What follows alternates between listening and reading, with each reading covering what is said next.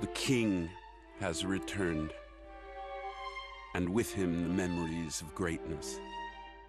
He made the passion of Ireland become the astonishment of the world, the unthinkable become fact. He carried the heart of Dublin with him and made every fight vicarious for his countrymen, all for one and one for all, turning his punches into statements and any lingering doubts into sources of wonderment. That just maybe there really was a connection to something higher.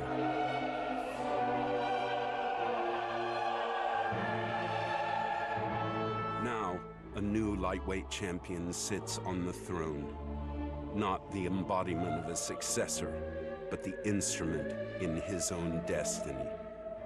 A punishing force from Dagestan who has spent his whole life waiting for the moment he can truly begin his reign by ripping apart the clover piece by piece and tearing into the UFC's most famous body of work. Simply put, a man consumed with the idea of redirecting history. The King of Kings. Tonight, in the most anticipated fight in UFC history, the megastar, a two-division champion who personifies the heart of fighting, is back to confront the greatest juggernaut the lightweight division has ever known, who has never lost a fight, period. This is how it should be. The best against the best. Everything right there for the taking. Legacy, greatness, destiny. Will it be Dagestan or Dublin? The wrestler or the sublime striker? A dream restored or hell unleashed? Will it be what is, or will it be what has always been? There's a simple way to find out who truly belongs on the throne. Lock the door behind them and let them fight. For there can only be one king. It's UFC 229, Khabib versus McGregor, and it starts right now.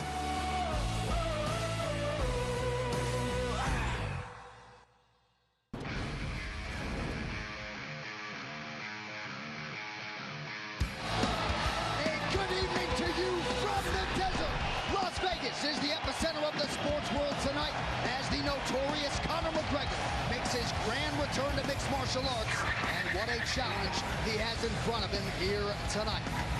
Well, the Toshiba Plaza's been hopping all week, crawling with the Russians, the Irish, and the rest, many of whom have traveled far and wide to witness history here tonight.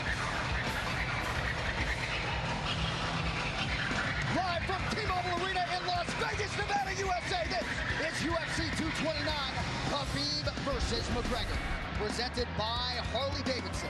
When you fire up an HD motorcycle, adrenaline kicks in and refuses to tap out. Check it out at h-d.com/explore. Closed captioning for tonight's telecast, brought to you by Overlord, the new movie from producer J.J. Abrams, in theaters November 9th. The broadcast is also available in Spanish, brought to you by UFCEspanol.com.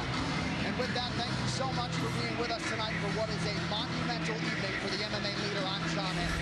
So he has elevated the sport of mixed martial arts to truly unprecedented heights. Tonight, after an extended hiatus, Conor McGregor is back, and he's back for the love of the game. But in this return, he draws the most dominant force in the game. That is one Khabib Nurmagomedov, who looks to leave Las Vegas the way he arrived, undefeated and undisputed as the greatest lightweight fighter on planet Earth.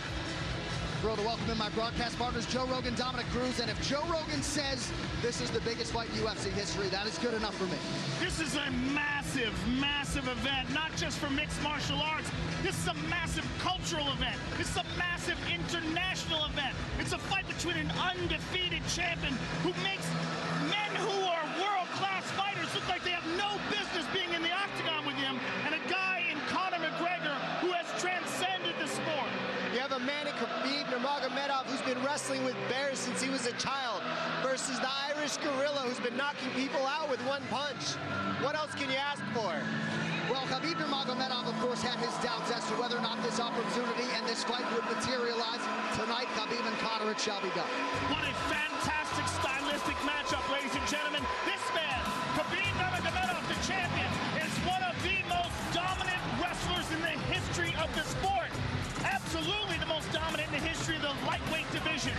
He smashes people. He is relentless. He is ruthless. And he has the best ground and pound in the world. But he's facing a man tonight in Conor McGregor that is without a doubt the best opponent he has ever faced in his career, in the biggest event he's ever been a part of his career. And the man who needs no introduction, obviously, Conor McGregor, who's shown that his precision striking is the answer to anybody he fights. You leave your hands from your face and he will make you pay. He will counter you with precision laser timing, and he's got power in both hands. Not to mention, he can hit you with combinations on the button. His accuracy has been seen by nobody. Nobody has ever hit anybody the way that he hits people, with the amount of punches in one go. And if he hurts you, believe he's on you smelling the blood. He can fight moving forward and backwards. Well, in the lead up to this fight, of course, McGregor has been at his verbal best as usual. This was the scene September 20th, the first stare down. Khabib Joe's largely been unflappable leading up to this fight tonight. Well, he is always so calm. But what you're dealing with Conor McGregor. Is a force of nature. He's just a different guy. The event is so huge. The crowd was gigantic. And you're dealing with mental warfare. You're dealing with so many insults, so many jabs taking at you. But so far, Khabib has been calm, cool, and collected like a true champion. This fight personifies the art of war aspects in life. If you are going to try to get into somebody's head, you need to watch this fight and see how both of these men deal with it. Well, the hype will give way to the action shortly. UFC 229 is presented in high definition by The Walking Dead. Rick Grimes' final episodes begin tomorrow night, only on AMC. We are honored to have you with us tonight on pay-per-view. Here now, a look at what's coming up. The rest of the fight card is brought to you by EA Sports UFC 3. Get up to 50% off, including exclusive in-game content with the new limited-time UFC 3 Notorious Edition. Available on Xbox One and PS4 until October 16th. So a likely title eliminator in the heavyweight division coming your way tonight. Houston, Texas has got a contender. He is the Black Beast, Derek Lewis. And with 9 UFC knockouts already to his credit, a 10th here tonight could result in Lewis's first crack at the belt. Of course, looking to stake his claim to a title shot, the towering Russian Alexander Volkov. He knocked out former champ Fabricio Verdum in a main event back in March. And tonight, in yet another high-profile spot, Drago will look to tame the beast. In the light heavyweight division, Ovince St. Preux is set for his 18th UFC appearance. The former Tennessee Volunteer has been an absolute workhorse for the UFC, and with finishes in each of his last 4 wins, Vince has some definite momentum on his side here tonight. But that said, he will enter as the betting underdog against the unbeaten 28-year-old Dominic Reyes. Reyes is a cerebral fighter and a versatile finisher. He has lived up to the hype and then some in getting off to a 3-0 start here in the Big Show. Tonight, Reyes will look to maximize this pay-per-view showcase. These locker room shots are brought to you by P3, the official protein snack of UFC. Well, a touch overshadowed tonight as he makes his much-anticipated return is the former UFC interim lightweight champion, Tony Ferguson. His training output is truly the stuff of legends, and with his 10-fight winning streak still in tow, El Cucuy is hungry to resume his quest for undisputed UFC greatness. A man who has been at the top of the pack before. Enter Milwaukee's best, Anthony Showtime Pettis. This man is revitalized. He has returned to the form that saw him realize a UFC championship 5 years ago. And Showtime is no stranger to the brightest of lights, and he can vault right back into contention with an upset of Ferguson tonight in Las Vegas. The rules of the Octagon are sponsored by Soul Calibur 6. Bring more than your fist to the fight. Available on October 19th for PlayStation 4, Xbox One, and PC. Soul Calibur 6. Pre-order your copy today. Three judges score the fight. The bout duration is 3 5-minute rounds, but for championship fights and all UFC main events, we go 5 5-minute rounds. A 10-point must-scoring system is in effect. The round winner gets 10 points, his or her opponent 9 or fewer, and scoring is based on effective striking and grappling, followed by aggression, and then octagon control in that order. Also of note tonight, the Nevada State Athletic Commission has yet to adopt the newer set of unified rules for MMA. Old rules still in effect tonight. We will, though, have the benefit of instant replay. That is only to look at a fight-ending sequence. So once replay is used, that particular fight cannot be restarted. All competing athletes have been made aware. What an atmosphere at T-Mobile Arena tonight. These crowd shots brought to you by AutoZone. Get in the zone, AutoZone. All right, the table is now set for our biggest show of 2018. Let us get to it. Well, few women have more world-class experience than Felice Herrig and Michelle Waterson tonight. A high-profile opportunity for them to put it to good use and head home a bona fide contender. Veteran strawweights Michelle Waterson and Felice Herrig have built their resumes the old-fashioned way by facing the best of the best. Tonight, the two will finally meet on the greatest proving ground in the sport. I train for this, I'm prepared for this, and I do train very hard. So I am very prepared. I'm prepared for a war, and I embrace it. I'm excited to fight Felice. Her and I have been on this journey for a very long time, and it's about time that we meet in the octagon. Initially known for her stellar kickboxing game, Felice Herrig has evolved over the years into a dangerous threat everywhere an MMA fight can go.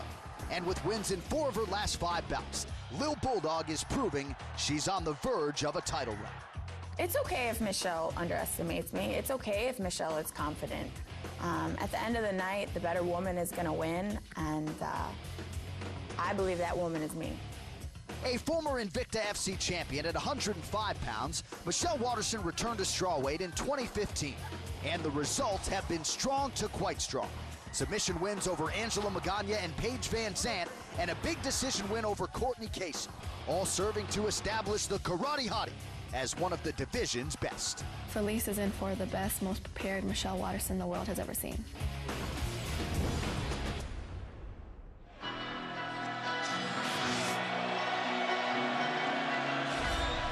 So here is the number 9 ranked strawweight contender, Felice Herrig, arriving at the biggest fight of her professional life. Tonight's fighter walkouts are brought to you by P3, the official protein snack of UFC. And it really has been amazing, Joe, to see the evolution of Felice Herrig. She's never been finished as a pro and continues to evolve and put her MMA game together. She really does. Her endurance has increased.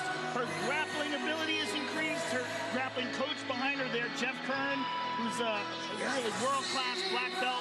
What you've seen from her is her sort of coming into her own as a professional. And a big part of that has been her endurance. Her endurance has really come up. It was a problem earlier in her career. Right. She's shored up that problem, and she's one of the strongest women in this division.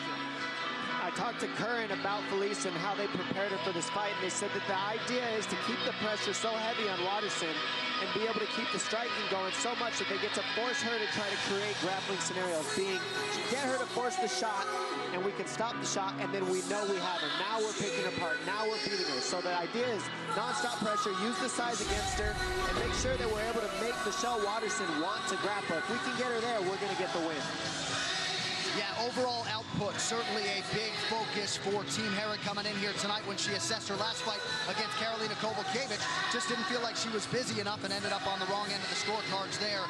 But conditioning, Joe, I mean, you nailed it. She said she was always go, go, go, and didn't have the requisite endurance to be that go, go, go type of fighter. Now she feels like she can put in a hard 15 minutes and be no worse for wear. And what she does have to her advantage is great physical strength and really tremendous grappling ability.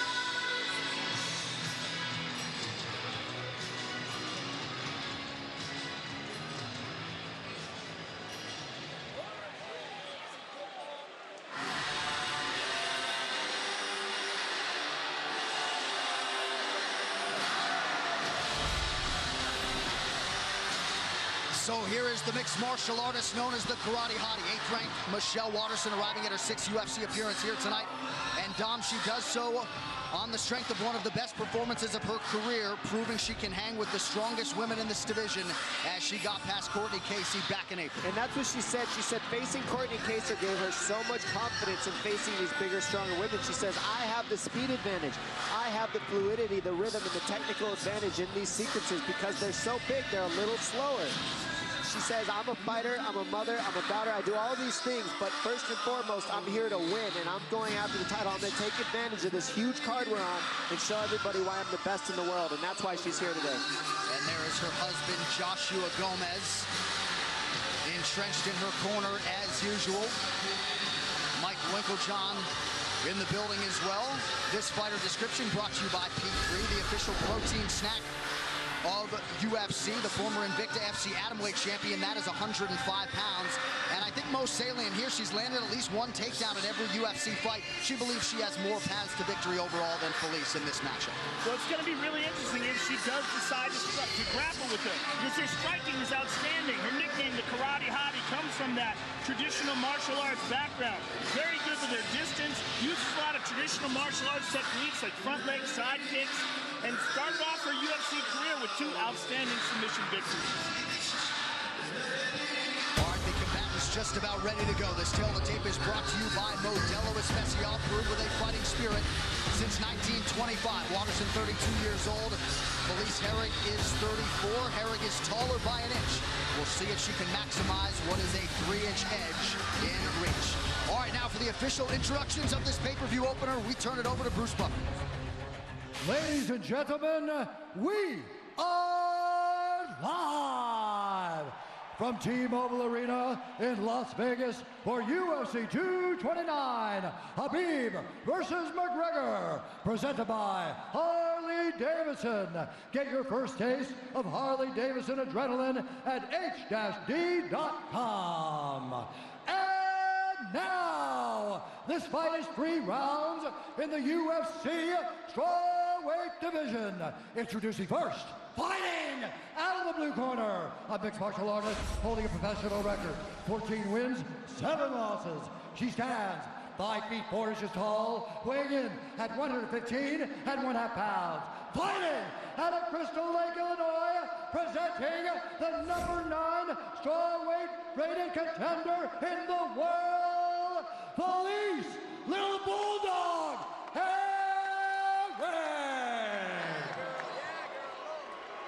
And now introducing her opponent, fighting out of the red corner, a mixed martial artist holding a professional record, 15 wins, 6 losses. She stands 5 feet 3 inches tall, weighing in at 115 pounds.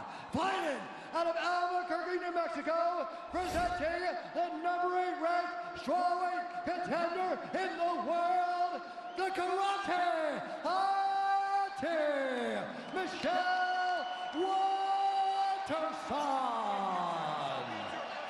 And when the action begins, our referee in charge, Jason Herzog. Jason Herzog, our referee for this one in the 115-pound division. The beautiful Ariane Celeste getting us started for round 1 of a possible 3. Brittany Palmer, Brooklyn Wren in the building with us tonight in Las Vegas. Tonight's Fight Clock is brought to you by Modelo Especial, brewed with a fighting spirit since 1925. Felice Herrig is in blue. Waterson is in the black with gray. And you know, we talk about Felice's grappling. You got to remember, she had a 23-5 pro kickboxing record. Right. So a lot of Muay Thai experience as well. And Herrig said that Waterson was offered this fight in her pro debut back in the day, but turned it down. These girls have been on each other's respective radars. They were on a reality show, Muay Thai reality show, Fight Girls, back in 2007. Finally getting a chance to throw heat at one another here tonight. Tremendous pressure right away, as you were saying, Dom, by Felice Herrig. And the question is, how often does a fighter fight running backwards, moving backwards? I don't want to say running because Michelle Waterson's being technical with her movement, but the more you move backwards, you know, Muhammad Ali used to run miles and miles backwards to prepare his body for that type of fight because he always fought moving back. So Felice Herrig, is this pressure going to wear on Waterson as the fight moves on? That's a question that we got to see. And there you see that front leg side kick we were talking about from Waterson. She will utilize that as well as the front leg roundhouse kick. And she does it very quick. Look at that, right up to the face. Very nicely done. Her legs, she moves around like there are arms. I mean, she throws them up there so quick, it's like a jab. She's got side kicks, she's got high kicks. She already landed 2 of those high kicks to Felice's face in the beginning of this fight, so she immediately demands respect in the striking. Whether you think you can walk her down or she's small or not, she will tag you if you're not careful. Yeah, she throws those high kicks with no wind-up, too. But she throws them karate style. She doesn't switch Muay Thai style. Look at that front leg side kick to the thigh. And that's the type of stuff, it doesn't look like it does much, but it throws off your rhythm. It throws off your pressure. Now, Felice, look, the pressure's slowed down now. It's not the same as the very beginning. It's hard because you end up chasing her. Sorry, Dom. We're seeing a lot of that front leg side kick to the thigh. Darren Till used it a lot against Wonder Boy. We saw Robert Emerson. He's big. What's going on right here? Interesting. What Michelle's doing is trying to meet her with that front leg as Felice puts that pressure on her. She's trying to get Felice to chase her, and that's what's happening. Instead of Felice heading her off and leading her other leg which way she's circling, she's following her, and that sets up the power and the striking of Waterson right now. Felice needs to head her off instead of following her around the octagon, chasing her. Again, she goes to that front leg side kick. And I think we originally saw that front leg kick to the knee from John Jones, to be honest. I think that was the first one I've ever seen use it. He showed it to me one time. Well, it was devastating. Yoel Romero used it against Robert Whittaker, and then Whittaker turned around and used it back on him. We're seeing it, I mean, with lesser degree of success earlier in the UFC, but we're seeing it a lot now. You see the confidence just pouring out of Michelle Waterson. A picture of focus here during fight week. She's really trying to maximize these 4 or 5 prime years, built a home gym that she called her sanctuary. Off to a pretty good start here tonight. Less than 2 minutes now to go round 1. Dom, it's interesting how those techniques just, once one person finds success with it, you see it over and over again. And Felice with the clinch here. Watch the headlock. This is where Michelle Waterson hits a lot of her headlocks. And this is something Waterson trained a lot for. Felice habitually goes to these body locks. And with double underhooks, you're asking for it. So let's see. Felice got her against the fence, so that takes away the hips for the headlock. So that's the good news. But this is where Waterson has gotten a lot of her takedowns. She's pretty comfortable here. So Felice needs to be careful with her head position and the underhooks and not overcommit to the positioning.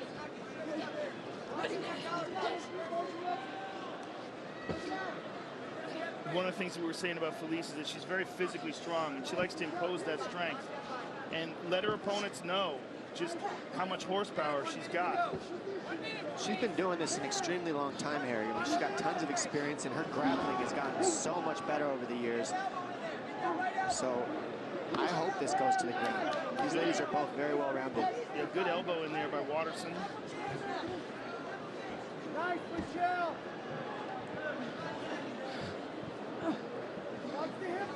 Herrig showing off a strength advantage here early. One underhook, maintaining control up against the fence. She's really using a lot of energy here. A lot of physical strength, not a lot. I mean, she's really trying to bulldog her way, hence the nickname, Little Bulldog. Herrig's slight favorite at close tonight, about -125.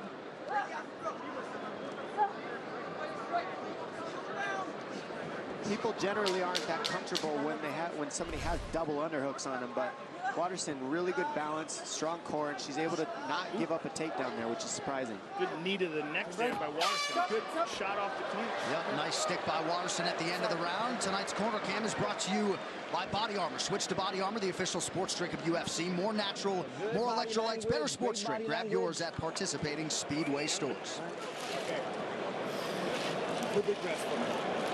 Good. Outside all day long distractions. All day long. You feel it? All day long, Hunter. She wants to get you back on that clinch in the cage. She's pulling hard. Left kick. So if you start throwing that straight down the pipe, you'll be fine. But if you fake it and she flicks that high kick, then I want you closing that gap faster.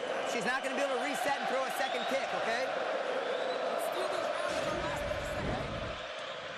And as we see here, this kick, left kick right to the chin of Herrig, just like, hey, hold on a second, what was that? And then another one to the neck, just a side kick, very different type of kicks that landed.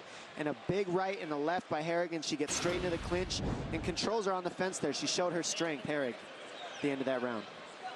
Second round, fighter, you ready? Fighter, you ready? Fight! Air Asia, now everyone can fly. Round 2 here, Felice Herrig, Michelle Waterson. Good corner work on both sides there after round one. Herrig doing the right thing, coming to the pressure right off the bat. I think she's got the advantage in the clinch because she's a little stronger. Just needs to be technical here. Good knees by both ladies there in the clinch. And a right hand, excuse me, out of the break from Michelle Waterson. You wonder how this fight atmosphere will play on some of these athletes here tonight. A lot of them are UFC tested, but this is a different beast tonight. It's a good point. This is a gigantic pay-per-view. They know all eyes are on this event. Well, Herrig looking so much stronger right now than Waterson, just a lot bigger and pushing her against the fence. And really, Waterson went for the clinch on that one. She gives the underhooks to Herrig right off the bat. And it's because she's comfortable, she's usually able to take people down with these overhooks, with headlocks, land the body shots, and create judo transitions. But Herrig looks very strong here. A couple good knees there by Waterson, though, in the clinch. I like Waterson on the outside. I like her using those unusual traditional martial arts skills that are hard to read, like that front leg round kick and the front leg side kick to the face that we saw. I think she has an advantage there. And if I was in her corner, I'd be asking her to get out of here. I agree with you 100%. I think this style fight benefits Felice Herrig. Yeah, Felice is strong. Very. You look at that girl, she's jacked. And she loves it. Yeah, she loves this kind of fighting. And what I love is Michelle Waterson's a little shorter, so that is when you want to utilize the underhooks the most if you're Felice Herrig, because you can jack her up off the ground, and that's why you're not seeing Waterson be able to land the headlocks and the throws, is because Herrig's getting the underhooks and lifting her up off the floor because she's a little taller with those underhooks. So Jeff Curran's idea of this fight was have Felice use this kind of style, force some sort of a clinch takedown situation. They think she will shine in the grappling if it goes to the ground. That's what he was saying, yes. The game plan seems to be going. That was a nice elbow there by Waterson now. Yeah, she keeps going back to the well with those elbows, particularly out of the break. 3 minutes. Over and out to go in round two. And there's that round kick again. Man. That kick is powerful. She's slick with it too. She needs to keep throwing it. Oh, very nice. Look at that. Michelle Waterson. There's the throw she's been looking for the whole time, and she does it with overhooks. Big shots by Waterson. Very nice. So the tide has turned a little bit here midway through round two. We'll see what Waterson can do with Herrig on her back. And this is where Waterson has shined. She gets the takedown, and then it somewhat just seems to frustrate the females as she fights, and she beats them up on the top very well. She's got good top pressure, and she makes good decisions in the grappling exchanges. Good elbow there, and I like how she keeps that forearm on Felice's neck. Keeps her uncomfortable. Felice needs to create some space, get her feet maybe on the hips of Waterson. Waterson's too high up towards her head, so she's going to be able to keep her down, that pressure. 2 minutes to go in round two. Waterson has now secured a takedown against all 6 of her UFC opponents.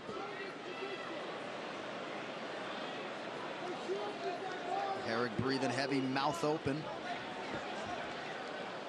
Now this is big also for Waterson because, as you were saying before, Felice Herrig's coach wanted this to happen. They wanted to go to the ground. They just didn't want it like this. Yeah, they didn't expect for Waterson to be able to get that takedown the way she did. And she's just slick. She does it over and over in all her fights. If she gets in that clinch, she's shown she can get those judo takedowns. 2 Brazilian Jiu-Jitsu purple belts here, but Waterson, the far greater submission threat. 9 of her 15 pro wins have come by submission. And Herrig just looks like she's okay just hanging out here for a minute. I'm not sure why, because I've seen her move on her back, and she usually has a lot more tools than this.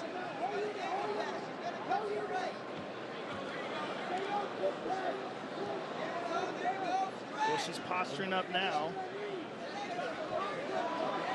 Full guard now. Better position for Herrig, but not a lot of time to work. Herrig controlling posture here, perhaps just trying to survive and move on to that 3rd and final round. Waterson has stayed pretty busy here inside the guard. Waterson's got her smashed up against the cage.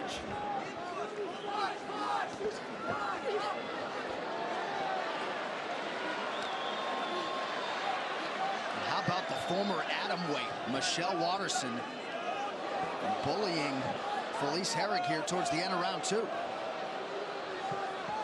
Almost put herself into a triangle situation, spotted it at the last second. Waterson got that right hand in there. Yeah, not a good round for Felice Herrig, but a very good one for Michelle Waterson. Again, almost in a triangle situation. 10 minutes down, 5 to go. Tonight's Corner Cam is brought to you by Body Armor. Switch to Body Armor, the official sports drink of UFC. More natural, more electrolytes, better sports drink. Grab yours at participating Speedway stores. Sit down. Water. You good? Okay. 3 deep breaths. Control that breathing. We can get her on the guard, so this is the thing. If she takes her down again, we're getting right after it. You hear me? But you can win with the boxing. You have to just keep cutting her off an angle. Start landing hard shots. I'm telling you, your left hook hit. Your left hook landed. She's going to try to point you and move, point you and move. If we clinch with her, she's got a good hip, good hips, good reversal, good low center of gravity, right? It's a little difficult right now to get low on her, so. And here we see Watterson with a nice elbow, and there's another one right there on the clinch. Now here's the throw. Look at this. Beautifully done by Michelle Watterson. All right, round 3 brought to you by P3, the official protein snack of UFC. Big deep breath from Felice Herrig. We'll see if she can rally here after a difficult round 2. Jeff Curran putting a lot of different things in the ear of Herrig after that round. That foot comes up so quick. Yeah, man.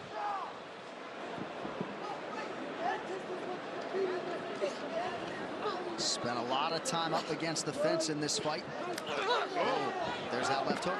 It looks like Curran was able to get in the head of Herrig pretty well, because that was a different type of strikes that she just went for right there. That was everything she had. She knows she's down, I think. And Herrig's doing a good job trying to get this done. She's not out of this fight yet. Watterson again with that sideways karate stance. And look at this, looks for the clinch. Oh, lines up on her back. Immediately tries to go to an armbar though. And it was really good timing on that takedown. Just didn't finish it quite perfectly. That was beautiful. Yes. Nasty elbows from the bottom by Watterson. That might be cutting her.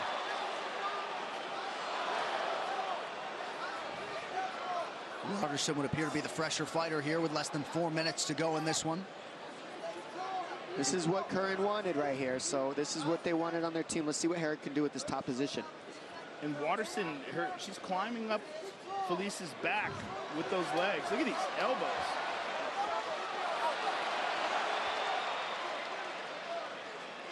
Another elbow for good measure from the karate hottie. 3.5 minutes now to go. Well, Michelle Watterson's doing so well. She's keeping the feet on the hips, and when Herrig goes to come up towards her head to get the feet off her hips, she switches to an armbar, tries to roll over the top, and then goes back to the elbows to the top of the head. I mean, she's just nonstop working here, even though she's on her back, and it can create space for her if she utilizes it correctly. These are good elbows, too. Right, her ground strikes are far more effective than Herrig's are raining down from the top. Well, you see the feet on the hips is causing problems for Herrig because Herrig's trying to squeeze. She needs to pass, twist her hips, get the feet off the hips, off of her hips. Watterson can't keep her feet there. Otherwise, Herrig's not going to be able to hold her down. Well, this strawweight division far and away the deepest among the women in the UFC. Not a lot of margin for error. A huge 3 minutes here. Omoplata. She's switching over to her shoulder lock, turning it over in front of her face. Very flexible. I mean, crazy flexibility there. Nice job by Herrig, excuse me. Yeah, she didn't go all the way through with that. Would benefit Herrig to pass, I think. Then she wouldn't need so many elbows. Maybe go to half guard, maybe try at least side mount something. But sitting in this guard is giving Watterson the opportunity to put the feet on the hips and elbow her. And Watterson is doing a great job of slicing across. And you heard Jason Herzog just say to Felice Herrig, you gotta work when you're on top. She wasn't, thus the stand-up. Nice defense by Herrig. She put her head to the outside and almost tried like a switch type of deal. Very interesting defense. Under 2 minutes now to decide this one.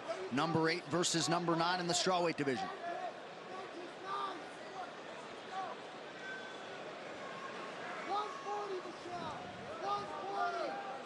Body lock now for Herrig.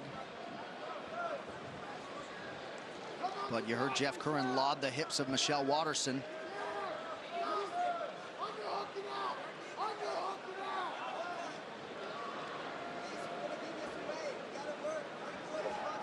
Nice knee up the middle by Watterson. She pushes her off.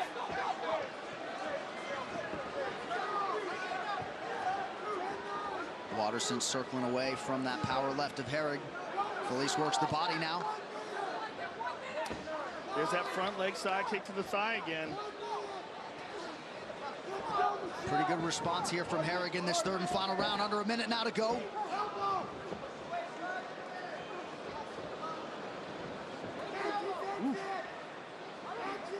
Herrig really making good decisions. She did a good job defending that takedown. She really needs to up the offense here, though. She's really going to get this decision. Nice front kick to the face by Waterson. Those kicks have just really landed so many times in this fight.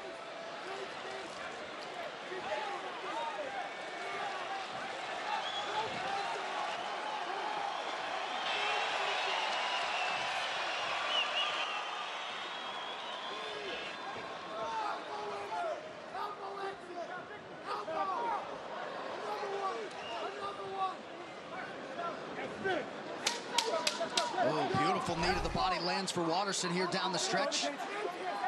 Fence grab from Herrig, Herzog all over it. And there's Waterson going back to the elbow. Another strong showcase for this 115-pound division. Michelle Waterson and Felice Herrig go the distance tonight.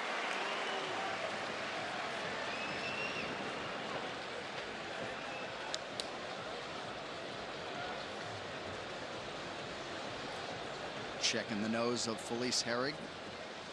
Waterson appears happy with her performance here tonight. This fight replay is brought to you by Nemiroff, bold character since 1872. Herrig times the right hand, and she gets countered with a side kick to the jaw, and then an elbow on almost all the breaks. Lots of good knees, but those elbows on the breaks really kept landing.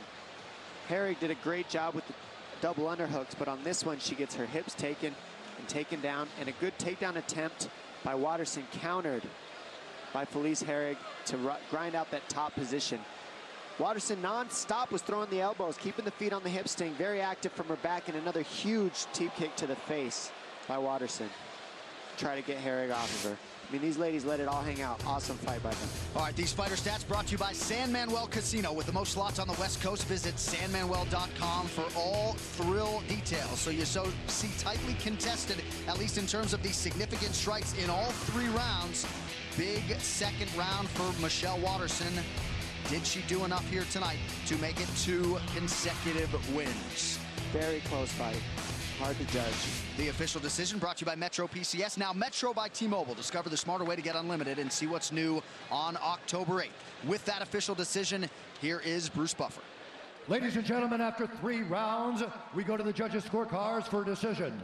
The judges score the contest 30-26, 29-28, and 30-27 for the winner by unanimous decision, the Karate Ate, Michelle Waterson.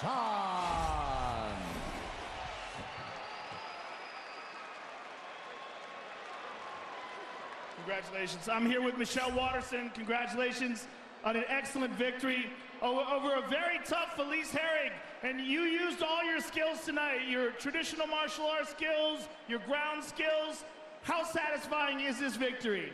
I listened to you guys talk about who should be in contention for that belt, and it disappoints me that I'm not in that talk. So I wanted to come here tonight and show that I'm well-rounded mixed martial artist. I have 2 goals. I want to be a superhero in the cage, and I want to be a superstar on the big screen. I want to be the first UFC champ that's a mom. Well, you certainly have the potential to do that, and this was a contest between 2 top 10 contenders. So you will move up and you will get closer to that ever-elusive shot at the title. Give us your thoughts on how this fight played out. I just want to thank Felice, because her and I have been in this game for a really long time, over a decade. And it's hard to keep your mind sharp and stay hungry when you're in it for that long. So thank you, Felice, for taking the fight and allowing me to share part of my life with you. I'm just excited. I'm excited that I'm able to start utilizing the things that I learned at practice underneath these bright lights. Will you continue to improve? Thank you very much for an excellent fight. We look forward to seeing you again. Michelle Waterson, ladies and gentlemen. And what a bond it is between Michelle Waterson and her daughter, Araya. And what a performance tonight. That post-fight interview brought to you by EA Sports UFC 3. Get up to 50% off, including exclusive in-game content with the new limited-time UFC 3 Notorious Edition, available on Xbox One and PS4 until October 16th. The unauthorized reproduction or distribution of this copyright work is illegal and punishable under law. Tonight's locker room shots are brought to you by P3, the official protein snack of UFC. And don't look now, but Derek Lewis has won 8 of his last 9 overall. He is a fighter the fans have certainly rallied around tonight. Could very well be a game changer for the Black Beast if he can turn back the challenge of Russian riser Alexander Volkov. Drago may not have Lewis's UFC experience on paper, but he has been there, he has done that. 30-6 as an MMA pro and chasing a 7th consecutive win here in Vegas tonight. UFC 229, Khabib versus McGregor, is brought to you by Modelo Especial. Since 1925, we proved that it doesn't matter where you come from, it matters what you're made of. Modelo Especial, brewed with a fighting spirit. By Metro PCS, now Metro by T-Mobile. Discover the smarter way to get unlimited and see what's new on October 8th. By P3, the official protein snack of UFC. And by EA Sports UFC 3. Get up to 50% off, including exclusive in-game content with the new limited-time UFC 3 Notorious Edition, available on Xbox One and PS4 until October 16th. Conor McGregor is one of the most lethal one-punch knockout artists the sport's ever seen. I've been saying it since the beginning. These people are not on my level. He steps into that octagon like he owns it. I want what I deserve. I am the champion. He's going to be hungry to show everyone that he is the king. And I'm going to shatter him. Surprise, surprise, The king is back. I am going to love every second of it. That looks good.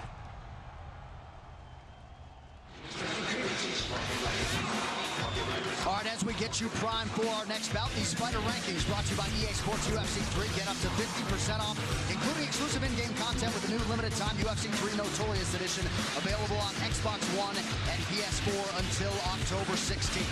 So, Dom, number 2 versus number 5 here in the heavyweight division, Derek Lewis, Alexander Volkov. And if the weigh-in stare down is any indication, we could be in for some fireworks here tonight, Dom. Certainly some good video provided by the Black Beast and Alexander Volkov here on Friday. Derek Lewis literally said, look, I got one round where if he survives that, I'll be shocked. I am coming out and sprinting for 5 minutes, and if I don't have anything left at the end of that first round, don't get mad at me, because I will give you everything I have for 5 minutes. That's just the way it is. Those were his literal words at the press conference. And as we see here, these guys are ready to go. For Derek Lewis, his last performance against Francis Ngannou left a little bit to be desired. You know, the judges aren't always needed for the big boys. The Black Beast would like to keep them out of the equation here tonight. And with each passing UFC win, Alexander Volkov continues to evolve and impress. If he can keep it going here against Derek Lewis, it may just land Drago a shot at the heavyweight title. When top 5 heavyweight contenders Derek Lewis and Alexander Volkov meet in the octagon tonight, the stage is set for perhaps the division's most important non-championship clash of 2018, with the winner expected to have a solid case to challenge for the title next year. I believe this fight right here does have the potential to be fight of the night, because I will be pushing the pace going forward and trying to finish this guy. Derek Lewis отличный вызов для меня, потому что он так же, как и я, ударник, и мы оба можем продемонстрировать отличное выступление сегодня вечером. In a history-making year for Russian MMA, Moscow's Alexander Volkov certainly did his part with a performance-of-the-night knockout of Fabricio Verdum back in March. Now Drago will attempt to add another chapter to his story by scoring his 7th consecutive win, this one over Derek Lewis. Моя главная цель в UFC – это пояс, и этот бой на один шаг приблизит меня к титульному поединку. Among the most popular fighters in any division, it's a given that Texas knockout artist Derek Lewis will bring the fans along with him wherever he goes. But should he earn his 12th UFC win tonight, the Black Beast might just have the body of work that pushes him to the top of the heap and a crack at heavyweight supremacy. I'm always going for the knockout, and I'm very confident that I could get him out of there in the first round.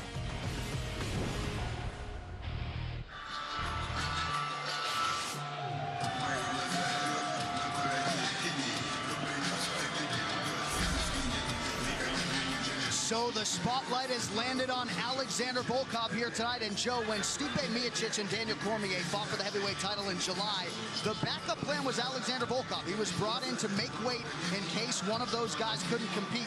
Gives you some inkling as to how the promotion feels about this Russian heavyweight. How a lot of people feel, including me. That's the dark horse, in my opinion. I mean, if you look at the performance that he had against former champion Fabricio Verdum, he put on a show and put Fabricio away. He is a gigantic man, long and tall, very difficult to deal with, and a tremendous amount of experience both in the UFC and outside of it.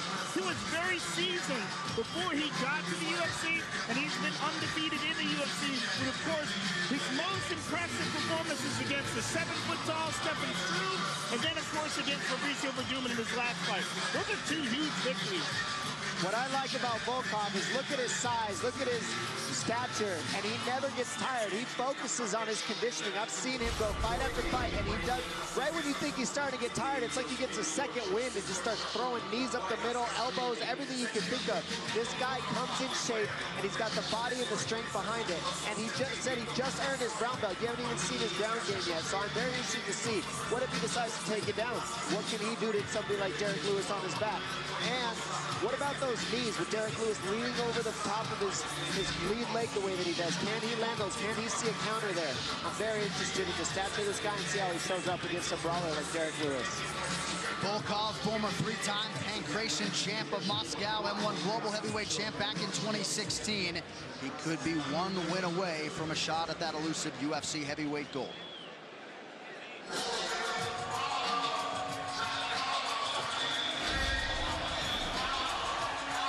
So here is the undeniable knockout threat, the Black Beast, Derek Lewis. And Dom, outstanding in terms of the ground strikes, the ability to put you away on the ground. Sort of a throwback type heavyweight in a lot of respects. Yeah, I mean, this guy is the culmination of just brawling at its finest. He has so much confidence in his hands. And as you see here, I mean, when he connects, he puts you out. It's not a TKO. He's sleeping you. You're going night-night. It's over. And he has so much confidence because he's done it time and time again. However, he did hurt his back. L4, L5. This guy is fighting with herniated disc in his back. That's how tough he is. He's willing to go out here, lay the body on the line, put this performance, and show up. I wonder, though, how much will that back injury hold him up in this fight? He said, I have one round that's all I need. I will finish him in the first round. He said, I don't care if I get tired or not. I'm coming to finish in one. Yeah, he's had notorious back problems in the past. Pulled out of a fight with Fabricio Verdum because of that back. But he's a wild man, and he's definitely a wild card. And the guy has hammers. He throws some serious bombs, and if they land, Volkov could be in trouble. And I gotta tell you, he's got the best Instagram page out of any mixed martial arts guy. His Instagram page is hilarious.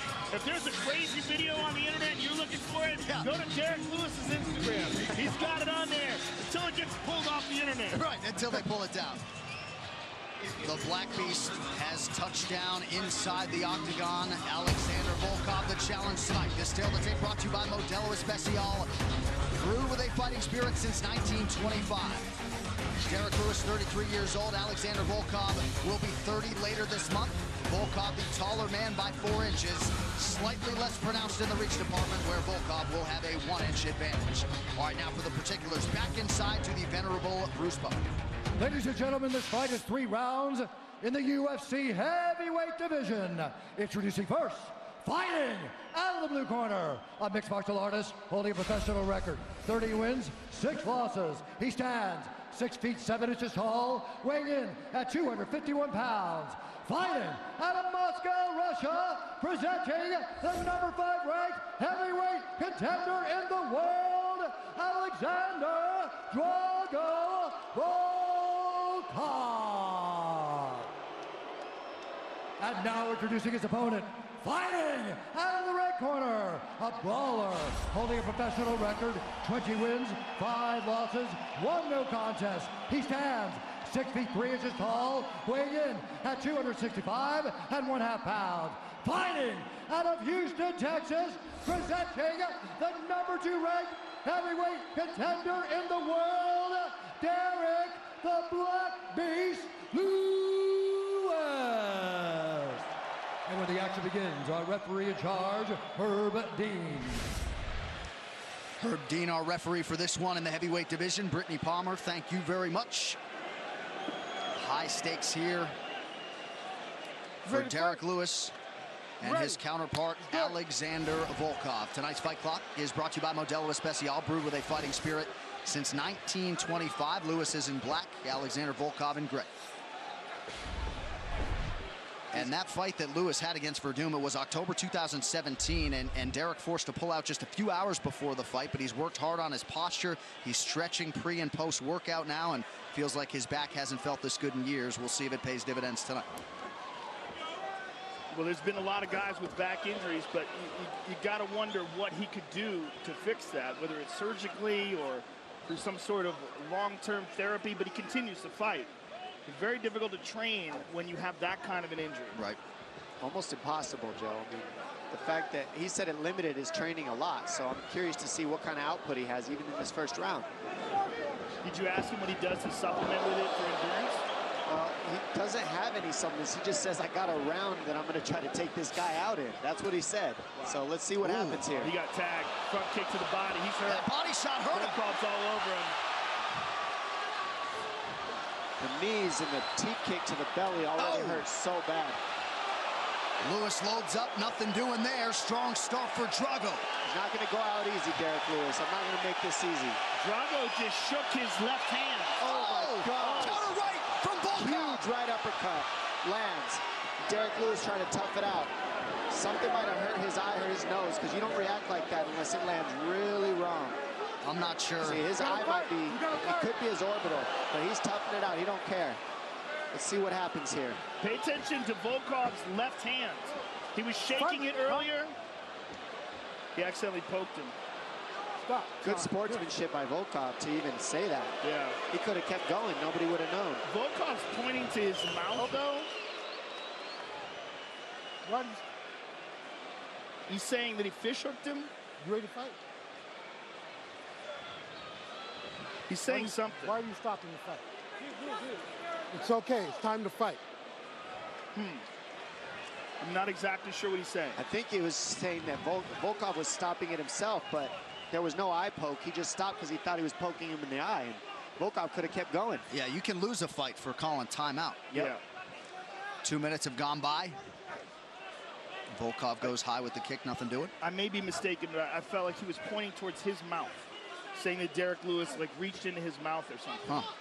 I don't know, though. That was confusing. He's already landed some big shots to the body of Lewis, and he keeps going to the body with those punches and teep kicks. And I'm being told there was no eye poke, so Herb Dean largely did his job there. Volkov switching up the footwork here early. Where I'm sure the truck will isolate it. Wow, what a crazy looking takedown he attempted. Derek Lewis has had a penchant for fighting well, or at least surviving well off of his back in his UFC tenure. Trying to control posture here. Just over 2 minutes to go in our opening round. Lewis uses that underhook to get back up to his feet. Keep those hands tight. Oh, that's the hand that he said he needed to land, and there it is. He only needs one of those. Yeah, that's what makes Derek Lewis so fun to watch. Hammers. Oh, big takedown. So the high amplitude takedown here from Alexander Volkov. Let's see what he can do with it. Short elbows.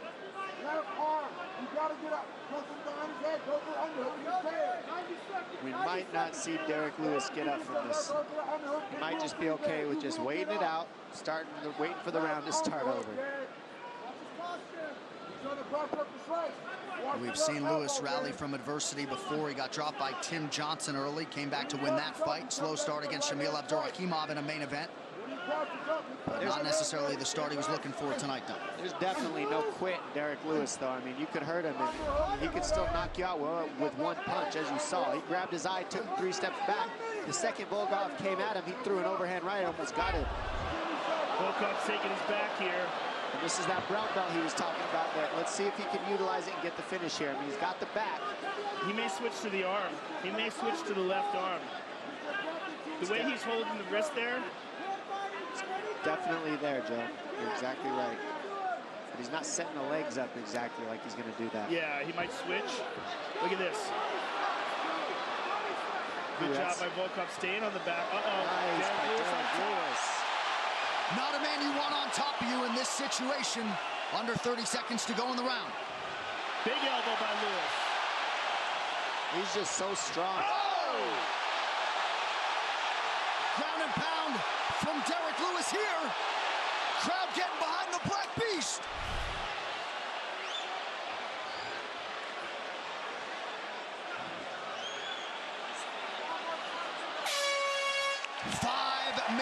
In the can. Tonight's Corner Can is brought to you by Body Armor. Switch to Body Armor, the official sports drink of UFC. More natural, more electrolytes, better sports drink. Grab yours at participating Speedway stores. Bob Perez, take it away. Significant swelling we gotta to the make some left eye of adjustments. Derek Lewis. I need you breathing. Here you go. Hold. All right, you're fighting in Volkov range. I need you fighting in Derek Lewis range. You have to stay inside of his kicking range, buddy. He's gonna keep attacking the belly, okay? So we have to close that gap. Hands stay high, and you're hitting one shot at a time. I need fluidity in your strikes. I need a few punches. You go to the ground, he's giving that underhook every time. Big punch lands. And as we saw, Volkov is the one who actually stops, but there was no eye poke. That was just the glove straight into the eye. And we saw here a big punch, and then he goes straight to the gut, and that hurt Derek Lewis. But how about the toughness? I mean, he came back. He did not quit. He's getting hit with big punches by Volkov. Gets put down a couple times, and then a nice takedown from a trip, double underhook, body lock trip here. And big ground and pound by Derek Lewis at the end of that round. He was able to reverse Volkov after that takedown and just land big shots to end that round. That's a tough round to score. UFC 229, Khabib versus McGregor is presented by Harley-Davidson. When you fire up an HD motorcycle, adrenaline kicks in and refuses to tap out. Check it out at h-d.com/explore. And Derek Lewis's corners are exactly right. Look how far out he is. I mean, that's Volkov range right there. You can't be eating those kicks, because what he'll do is he'll jab you, teep you, and kick you, and then when you run in, he's going to knee you or elbow you, and that's what we've seen so far. But Derek Lewis needs to get in that pocket ASAP. Oh, nice right hand. Oh, he stiffened up. Lewis covering up. Lewis looking tired. Yeah, he's in trouble. But he will always throw those Always bombs. has that one, though. Always has that punch.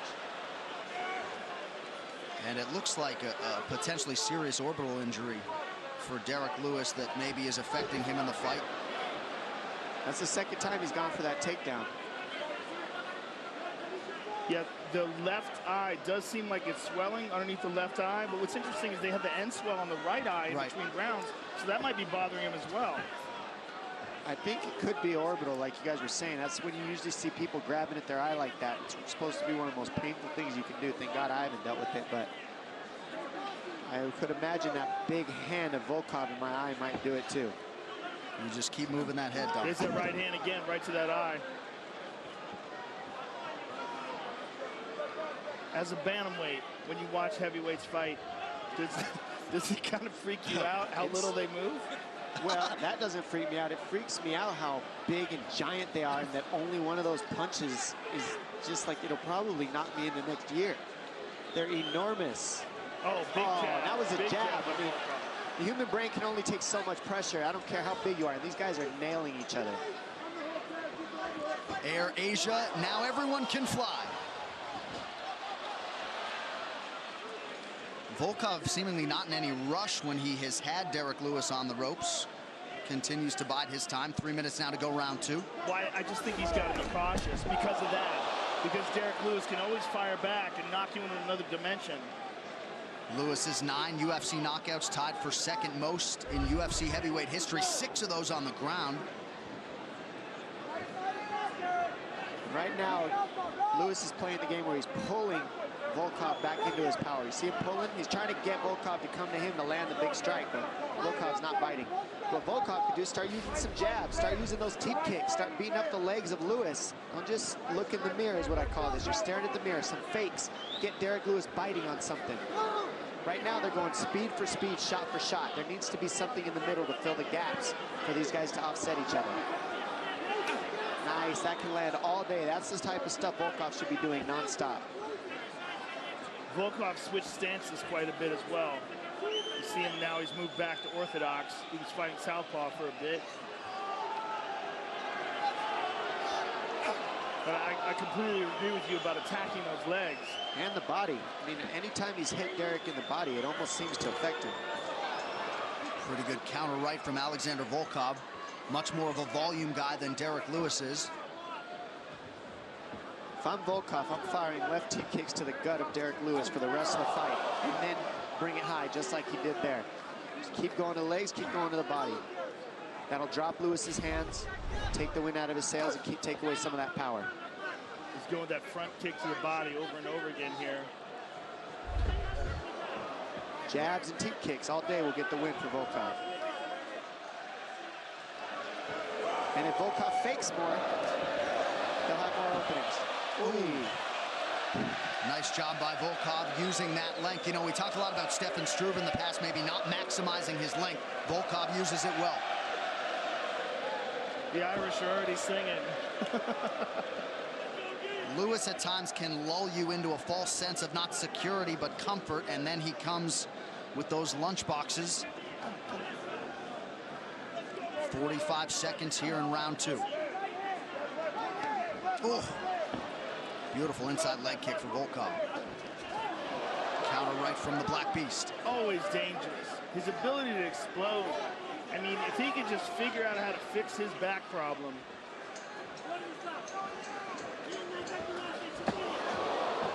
Goodness, he's throwing that from the hip and it's still landing. Comes that left high, yep. Uppercut, lost the mouthpiece. Volkov lost his mouthpiece. I don't know if Herb Dean has seen it. He's seen it. He's going to pick it up. You put it in. You put it in, bro. Huh? Yeah, you put it in. I don't think he knew it was his mouthpiece. Oh, wow. So that is the end of round 2. Tonight's Corner Cam brought to you by Body Armor. Switch to Body Armor, the official sports drink of UFC. More natural, more electrolytes, better sports drink. Grab yours at participating Speedway stores. I need you to breathe for me, and I need you to listen like you never listened before, buddy. We are down 2 rounds. Most important fight of your life. I need you to turn this up. You're just backing up, letting him play his range. He keeps attacking the belly. Close that gap. We have 0 to lose at this point. We're down 2. Kill or be killed. I need to finish this fight. It's the only shot we have, but you can't do it from the range that you're at. You can't do it backing up. I need you to push forward, get in his face, lock him up, put him on his back, and let's finish this fight. That 2-3 is there. He is dropping that right hand every time. Every time you throw that 2, that right hand drops. Come back with that 3. Come back with it. That's some rock-solid advice from Derek Lewis's corner. Great Round 3 is brought to you by P3, the official protein snack of UFC. A huge 5 minutes here in terms of the landscape of this UFC heavyweight division. Derek Lewis, Alexander Volkov. We'll see who emerges here as heavyweight contender. Less than 5 minutes now to go. In his corner, minced no words.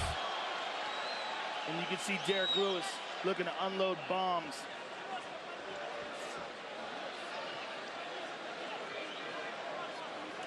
Man, fakes, feints would go a long way with these giant gentlemen. Well, we saw some earlier from Volkov. We're just not seeing much anymore. You see how they're just staring and then going. So there's no break in rhythm. There's no timing. It's just like, all right, when you go, I'll be faster than you. No, I'll hit harder than you. He's giving them a little. There it goes. That's what he needs more of, those. And then teep kicks. Maybe go to the legs a little bit. Lewis playing the pull game.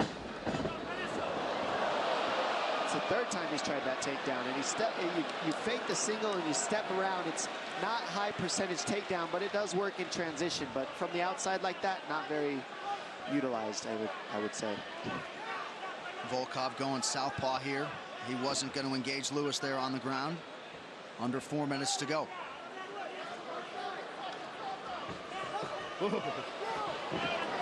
Every time Lewis flurries, this building gets ready to crescendo. Nothing doing there, though.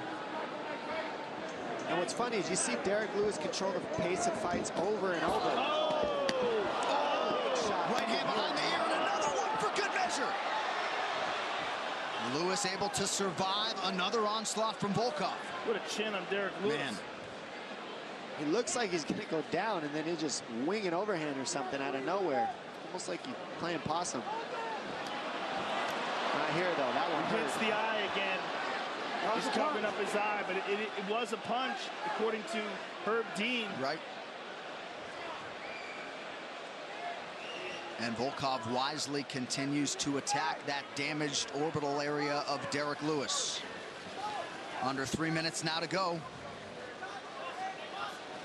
I mean, how dangerous must Lewis actually be for Volkov to be taking this pace when he's got him hurt over and over and he's just so cautious? Well, he's so dangerous that Volkov thought that the mouthpiece wasn't his. Yeah. Good point. Well, Lewis came in, at least statistically, if you care, with the best striking defense among active heavyweights. So Volkov has certainly changed that percentage around a little bit tonight. When you get your mouthpiece knocked out and you don't know you got your mouthpiece knocked out, you try to hand it to your opponent. Like, here you go. You put this on, man. I don't want it. Ouch. Those hurt. Those will work all night. That teep kick, go back and forth, and then throw a jab out there. And you can just slowly chop down Lewis, because Lewis has no offense right now, and he's only backing up. I think Lewis is just saving it for the last minute. I mean, that's all I could really think of here.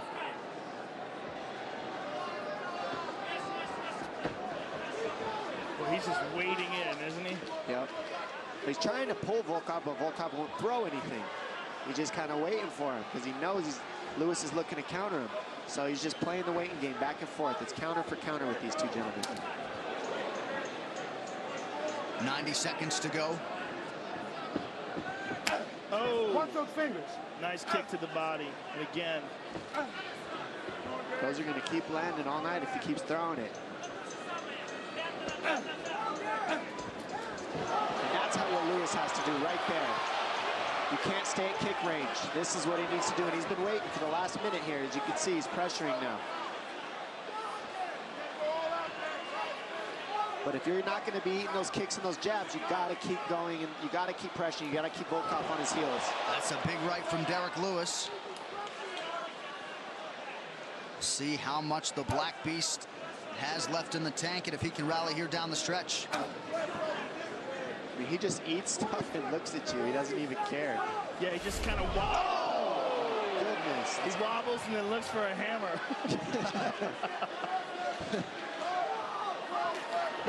It's so fun to watch, though, because you just don't know what's going to happen. You're exactly right.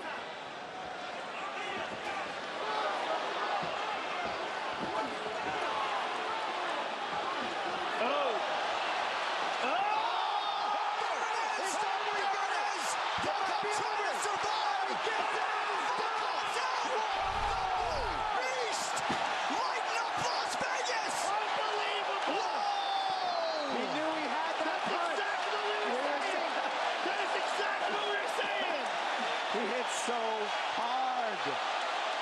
Incredible finish. Unbelievable. Volkov does not know what happened. Volkov still getting his wits about him. They help him to his feet. The Black Beast has done it. Goodness. Unbelievable. Where's Daniel Cormier at? Wow. Derek Lewis. Unbelievable. It really is, though. It truly, really is. It's crazy. Freaking believable. He's crazy. He does not care. He'll take a nap in the middle of this octagon right now with the microphone in his hand when you're interviewing him. That kind of power and that heart. Heart is right. He's touching his heart right there. He knows. Well, just when you thought his fan base couldn't swell anymore, I present to you UFC 229. This replay brought to you by Nemiroff. Bold character since 1872. How about that visual there? And this is heavyweights, ladies and gentlemen. Boom! He waited the entire fight, a 1-2 down the middle, and then non-stop, disgusting ground and pound. Jab, overhand right, bam! On the money, folded the skyscraper to the floor, and then gets pounded into rubble on the ground. Bam! I mean, you see his head just fold back like a Pez dispenser as his mouthpiece falls out again. Insane power by Derek Lewis. This man knows he had to tough it out and knew if he landed, it would be over, and he proved it. Look at that ground and pound. It's all over. He has that break your face open type of power, and with respect to Cain Velasquez and everybody else, there may be no more dangerous ground striker at present in this heavyweight division than Derek Lewis. Well, I don't know. Just the amount of power that he has in that core and the way that he throws his punches is insane. I think he just took his pants off in the octagon. That's a new one for me. Look at that. I don't know why he did that, but he did do it. All right, the official decision is brought to you by Metro PCS. Now Metro by T-Mobile. Discover the smarter way to get unlimited and see what's new on October 8th. So Derek Lewis came in number 2 in the world. What a win for him tonight. Bruce Buffer to make it official. Ladies and gentlemen, referee Herb Dean has called a stop to this contest at 4 minutes, 49 seconds of the 3rd round, declaring the winner by knockout, Derek the Black Beast Lewis.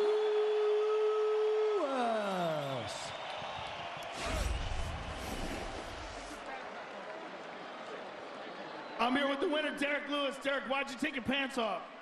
My balls was hot. I understand. Listen, man, what you just did was absolutely phenomenal. That was an incredible comeback victory, and it shows one of the reasons why people love to watch you fight, that you can put it all to bed with one shot. I told them boys, I got number of heart. You know, they keep underestimating me. Shit, I ain't all that technical and all that, but shit, I'm getting there. Fuck it. No one will question your heart, sir, after this. Let's take a look at the knockout. This is a come-from-behind knockout, the likes that we haven't seen in a long time. And you were looking for that big haymaker all night. You found it in the last minute of the fight. Talk us through this, Derek. I forgot a few hours before the fight, Donald Trump called me and told me I got knocked this Russian motherfucker out because they making him look bad on the news. You know, him and Putin and shit. Fuck what they talking about, USA and this whole, fuck. Listen, Derek, you came into this fight the number 2 contender with that knockout. You're absolutely one of the top guys in line for a shot at the title next. So tell us what you think about that. I need to sit my black ass down and do some more cardio. Fuck what you talking about right now. I ain't trying to fight for no title right now. Not with no gas tank like that. Shit. Listen, Derek, you're one of the most entertaining guys in the sport. Congratulations on an amazing victory, and thank you very much for a really, really entertaining fight. Thanks for having me. Hey, maybe next week or sometime or 2 weeks from now, I'm gonna come on your show and smoke some weed with you. Anytime, sir, anytime. And you got the best Instagram in the game, I'll tell you right now. Derek Lewis, ladies and gentlemen. Well, Houston, Texas has got a heavyweight contender. Epic finish. Pretty epic post-fight interview as well. What we have come to expect from the Black Beast. All right, these Spider Stats brought to you by San Manuel Casino. With the most slots on the West Coast, visit sanmanuel.com for all thrill details. And you want to talk about good company with that knockout. Derek Lewis is tied with the former heavyweight king, Cain Velasquez, for the most knockouts in UFC heavyweight history. Absolutely incredible. Derek Lewis gets his 12th UFC win here tonight and puts himself on the short list of heavyweight contenders. Well, as you might expect, the celebs are out here tonight. Mel Gibson was here early for the UFC festivities. Also in the building tonight, Chris Pratt. He's been a staple of these UFC pay-per-views of late. Great to have Mr. Pratt in the building with us here tonight. I haven't recovered yet. I've never had a person take their shorts off and say it's because my balls got hot. He's a genius. He's the greatest. He's a genius. He's such a character. I mean, it's logical. It makes sense if you think about it. The balls that guy has, yeah. They probably get hot quick. And if he can't parlay that into an appearance on the Joe Rogan Experience, I don't know what to tell you. That dude can wake me up at 4 in the morning. I'll start the studio up. All right, what is coming up? Brought to you by EA Sports UFC 3. Get up to 50% off, including exclusive in-game content with the new limited-time UFC 3 Notorious Edition, available on Xbox One and PS4 until October 16th. That made my year. It did. That was amazing. That was... The main event fighter arrivals are brought to you by Harley-Davidson. You fire up an HD motorcycle, adrenaline kicks in and refuses to tap out. Check it out at h-d.com/explore. And there is the internationally recognized Sambo master, Dagestan's Khabib Nurmagomedov. Earlier this year, he assumed his post as the undisputed UFC champion and best 155-pound fighter in the world. It is a perch to which most thought he would eventually ascend. And tonight, Khabib puts that status and his 26-0 record on the line. And he will do so against the biggest name in mixed martial arts history, Ireland's Conor McGregor. The first man to simultaneously hold UFC belts in 2 divisions, McGregor is a transcendent superstar. He checks all the boxes, and tonight, he returns to MMA competition with much fanfare, looking to bolster his legacy and reclaim his UFC lightweight title. UFC 229, Khabib versus McGregor, is brought to you by Overlord, the new movie from producer J.J. Abrams, in theaters November 9th. By AutoZone, get in the zone, AutoZone. By San Manuel Casino, with the most slots on the West Coast. Visit sanmanuel.com for all thrill details.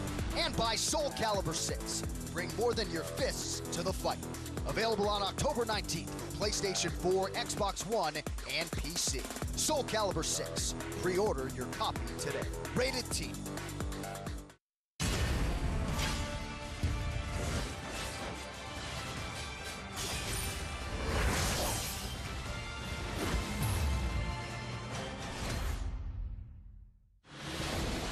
Tonight's Locker Room Shots are brought to you by P3, the official protein snack of UFC. Back in 2016, Ovince St. Preux went the distance in an interim title fight against John Jones, but his recent form has been some of the best of his career. Tonight, the Brazilian Jiu-Jitsu brown belt and 6-time UFC bonus winner draws the upstart Dominic Reyes, a student of the game who trains under UFC veteran Joe Stevenson, and tonight, on the biggest pay-per-view of 2018, Reyes will look to prove he can contend with the division's elite. At UFC Fight Night Moncton, you have Volkan Ozdemir versus Anthony Smith. This dude, Anthony Smith, is on a tear. Big, strong, physical. The legend killer. I mean, 50 seconds for Rashad Evans. 1 minute and 20 seconds for Shogun Rua.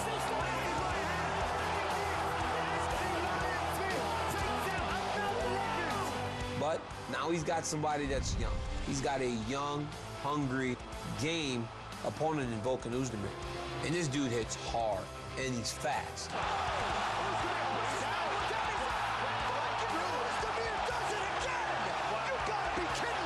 And he's not going to be intimidated by Anthony Smith.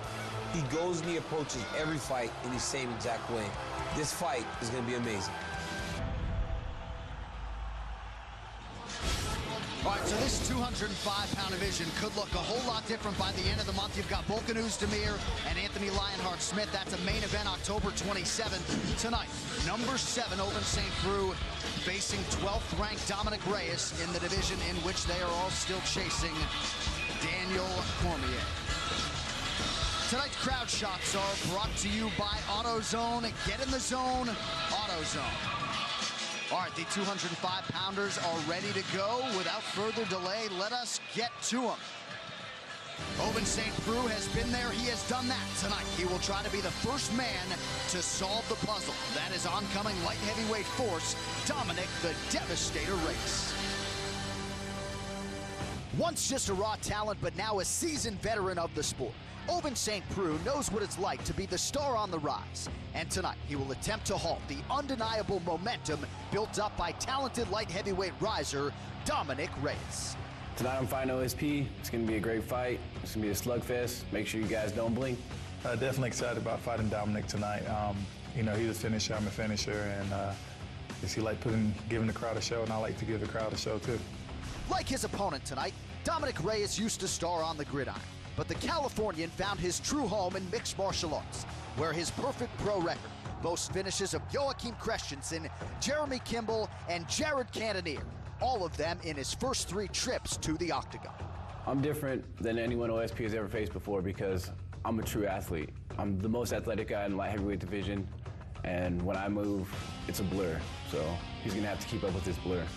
Ovince St. Preux's UFC career hasn't always been smooth, but after finishes of Corey Anderson and Tyson Pedro in his last 2 wins, the Tennessee product has shown that his experience has caught up with the talent, all serving to make him one of the most dangerous men in the weight class. My game plan is, you hit me, I'm gonna hit you harder. So if I hit you harder, more than likely you're not gonna wake up.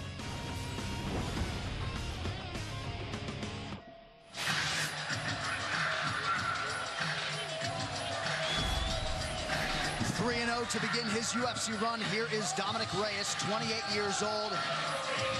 College football standout at Stony Brook University on the East Coast, had definite NFL aspirations, but when that did not materialize, he shifted his focus to mixed martial arts. And Joe, he is acutely aware of where he is in terms of this pecking order at 205 pounds, has a good understanding of where he is and where he thinks he can go from here.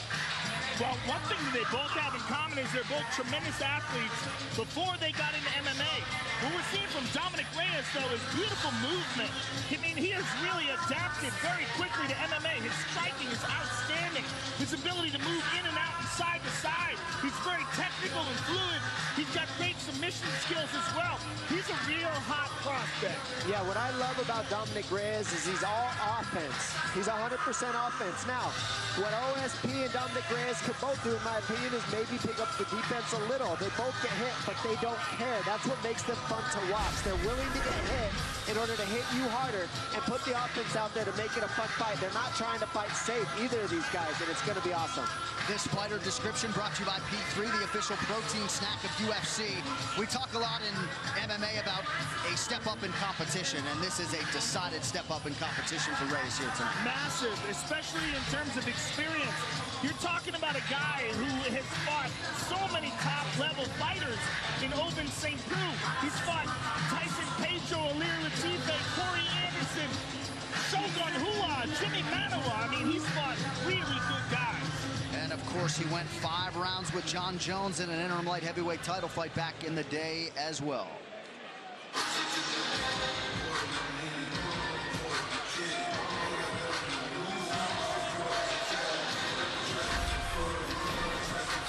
Well, since Ovince St. Preux, Dom, made his UFC debut in 2013, no light heavyweight has won more UFC fights than Vince. 11 UFC wins, and he comes in with a lot of momentum here tonight, trying to make it 5 wins in his last 6. Yeah, he says that he's better at adapting to styles than Dominic Reyes.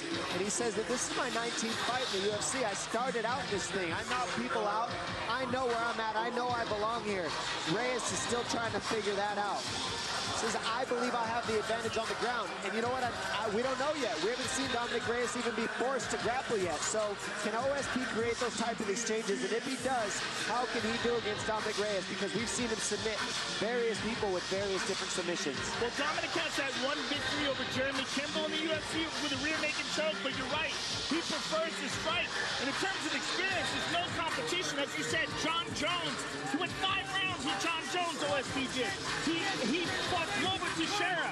I mean, again, fought Shogun Rua. He's fought a lot of really high-level guys. And we just saw Derek Lewis rally through adversity. That has been a staple of the UFC run of Ovince St. Preux. He has produced wins when he was really up against it during those fights. He has fought with injuries and somehow persevered. His 9 UFC finishes, tied with Chuck Liddell and one John Jones for tops all time in this 205-pound division. This is a guy who is all across the light heavyweight record books and still believes at 35 years old, that his best days could be ahead of him. Tricky got to prepare for the king of the Von Flue choke. This is a fighter that brings a whole lot to the table. Yeah, and as he said, the thing that these two men both have in common is that they were both substantial athletes before they ever got involved in MMA.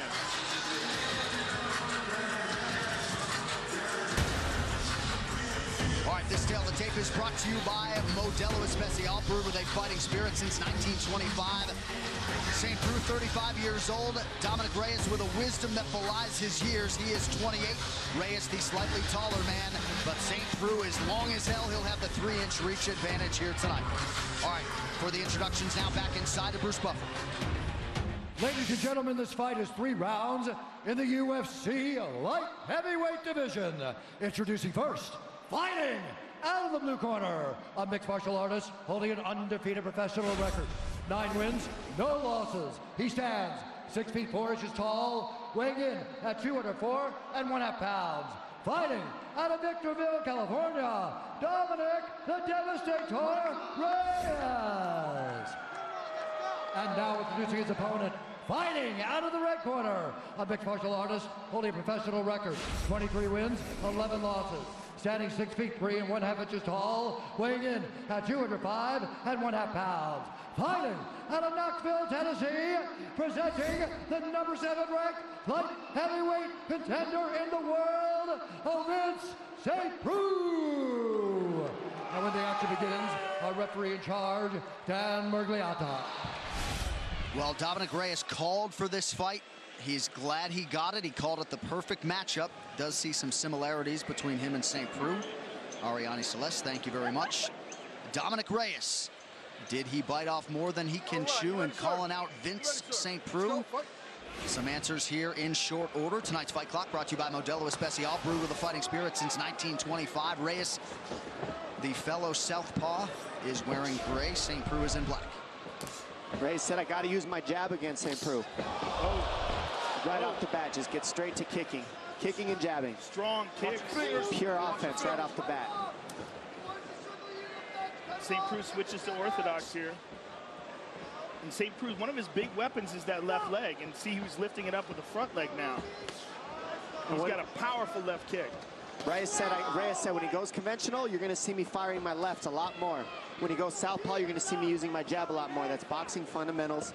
And now we're seeing him also add the kicks to the various stances as well.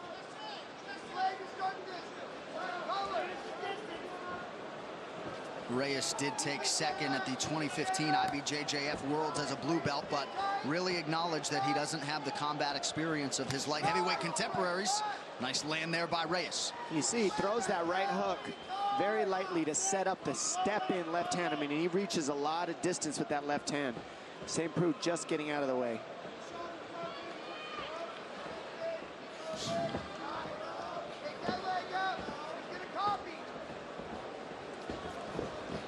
UFC veteran Joe Stevenson, the longtime chief corner of Dominic Reyes.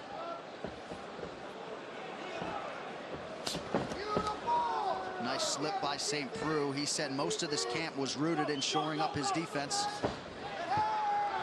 Vince looking for the takedown. Interesting.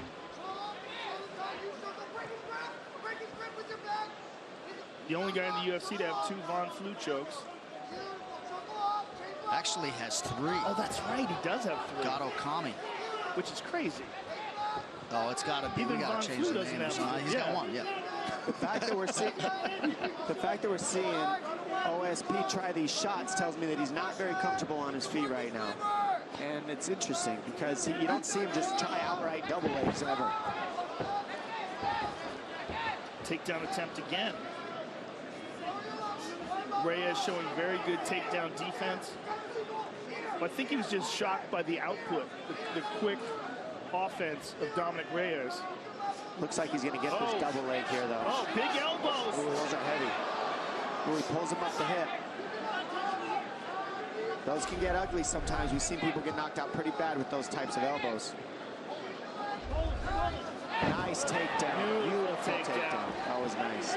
Reyes right back up to his feet. Look at this. The athleticism that he's showing is high level. That's exactly what he's talked about, making these strikes count. And you see how he had that double leg underneath the butt, and you saw Reyes bring his hips in and slide him up to the upper body. I mean, that's so frustrating because you know you have the double, and then you lose it. Very impressed with Reyes' takedown defense, his ability to scramble back up to his feet, and his ability to land hard, damaging strikes in the clinch. Reyes' longest UFC fight coming in, 3 minutes, 39 seconds. Big left hands by Reyes. St. Preux's in trouble yet. He is powerful. Dominic Reyes is flooding him with offense, reckless abandonment as hard as he can. And right now, OSP is square, not knowing what to do with it. And his head straight up in the air. And Reyes not forcing the finish here, exercising some patience. St. Preux is hurt. He's on wobbly legs still. Oh, that was beautiful. I mean, he's being tricky too, Reyes. He knows St. Preux's waiting for something, so he's putting two moves together to offset OSP and Reyes. 1 minute to go here, round one. He is letting him off the hook, though. I think he's being patient because OSP is dangerous. And you got to remember, when guys are up against the fence, that's like putting, locking somebody in a corner. That's when they're the most dangerous. And with the power that OSP has, you got to be cautious. Domination on the feet from Reyes. Right hook over the top. Oh, and there OSP fires back. Oh, goodness. He's mixing it up so well. And the power that you're hearing, I mean, when those shots are blocked, they're loud. Beautiful leg kick. Really buckled the leg of OSP there. You're just using so many different strikes and keeping OSP thinking nonstop. St. Preux put on a poker face, but that low kick did not feel good. That can't feel good either. You see him going low to the leg and then high, and then St. Preux's like, hold on a second. St. Preux may make it out of the round. Looks very awkward here. He's just trying to figure it out. Reyes coming with non-stop offense. So Reyes will see a second round for the first time in his UFC run.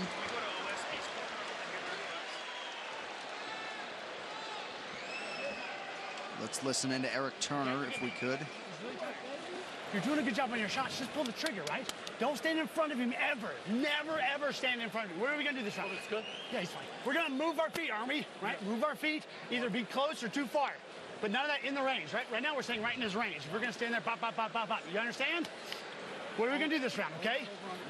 Yeah. You're good from the over-under. Attack them. Yeah. Put yourself in position.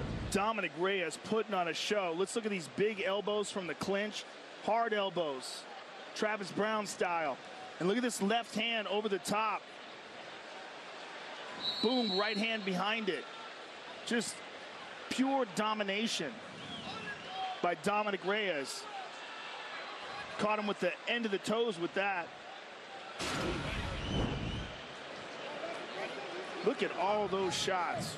And how tough is OSP, though, honestly. Well, that's been a staple of St. Preux's career, that he's been a hard man to break. This is a guy who's headlined for the UFC 5 times.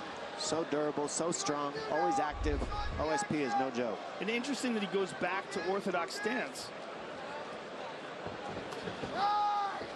I wonder why he feels more comfortable there. Well, that's his natural stance, and I think that Dominic Reyes is so efficient that he needs to be comfortable with his defense in that defensive stance. Remember, when you switch stance, you have one stance and you have better defense. I think OSP's defense is better conventional.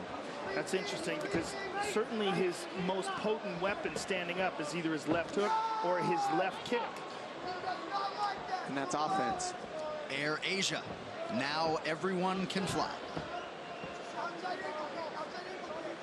Look for Reyes to fire more left hands in this round. Oh, there's one right off the bat. Because he knows as a southpaw, you got to fire more left hands, excuse me. And you take away the... Oh, he ate that knee. OSP working real hard for the takedown here. Dominic gets that underhook, turns it around. The balance there showed by Reyes was huge. Good hips, powerful. Nice clean knee up the middle as well. And it was a nice shot by OSP as well. Can't take anything away from it. Good timing, good shot. Reyes, just good reactions. And some valuable experience being accrued here by Dominic Reyes in this, his second round in the UFC, but got a lot of layers to his game at 28 years old.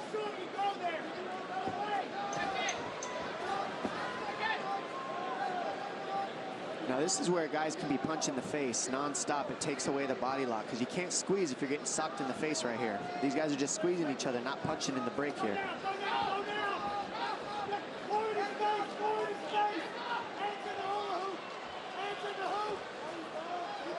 Reyes 9-0 coming in, only one career win by decision, so perhaps the gas tank bears watching. Beautiful body kick there.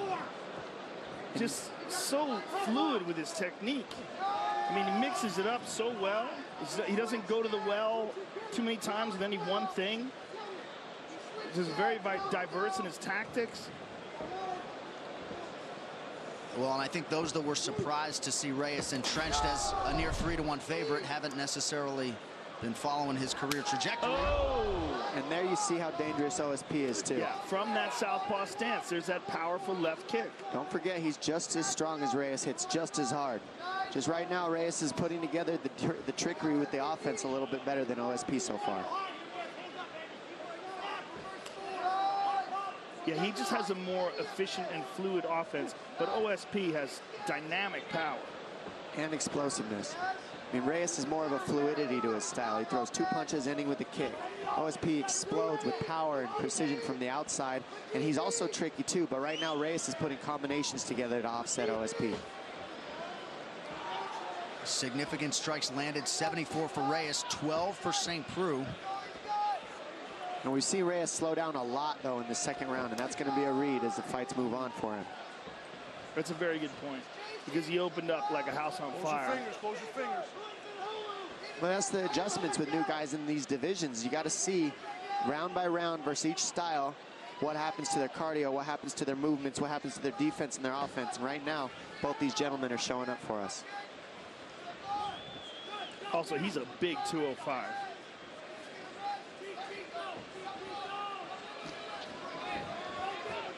Not sure how much weight he's cutting, but that could be a...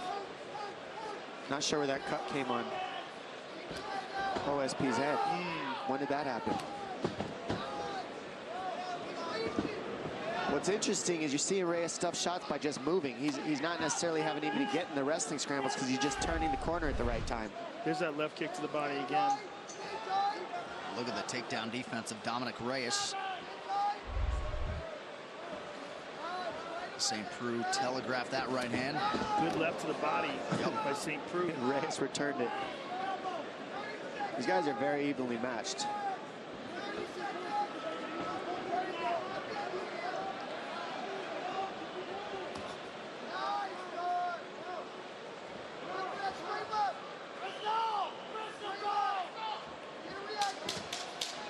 Looks like that cut might have came from a takedown attempt earlier by OSP. Just got caught with the elbow on the way in. Reyes catching him with that elbow. 10 minutes down. This corner cam brought to you by Harley-Davidson. When you fire up an HD motorcycle, adrenaline kicks in and refuses to tap out. Check it out at h-d.com/explode. Look at me. You need more offense. You got 5 minutes. You're definitely down 2 rounds. What are you waiting on? You beat this guy every time you go first. Do you hear me? Every time you go first, you win. If you're going to stand up, I don't want to be yelling combos that you're not listening to. You understand? I need you on him on the deck. You have to finish in this round. If you want to set that bristle, you got to snap. Stay tight. Hey, when he switches, fucking chop that front leg out. That shit's hurting. Yeah, it is. Right? So just, hey, stay calm, stay tight. Don't fucking rush anything, okay? But know your shots. He's going to come out trying to shoot again. That's the only thing he got. Yeah. You're doing a great job. Round 3 is brought to you by P3, the official protein snack of UFC. Now, that was Eric Turner, Knoxville Martial Arts Academy there, Dom, in the corner of Oven St. Preux. A lot of these cheap corners have different approaches, but Turner and St. Preux have been with each other every step of the way. So. All right, final round. You ready? Final round. Let's go. I don't know. Well, just don't forget, each athlete needs a different type of stimulus, especially after you've been getting punched and kicked for a couple rounds. He needed to pep him up, and I think OSP, that was exactly the things he needed to hear for this 3rd round. Pretty significant cut there, just along the hairline of Oven St. Preux. And his coach is exactly right. OSP waiting just a little too much. He needs to be first. And when he's first, he does well. When he waits on Dominic, it's a problem.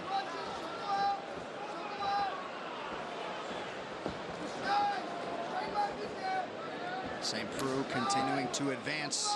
And we see Reyes listening to his corner well, right? When he switched stance, he starts beating up the lead leg. Smart, good reads. Oh, went right over the top of that left high kick. Almost clipped him. And it was pretty. That was a very nice kick.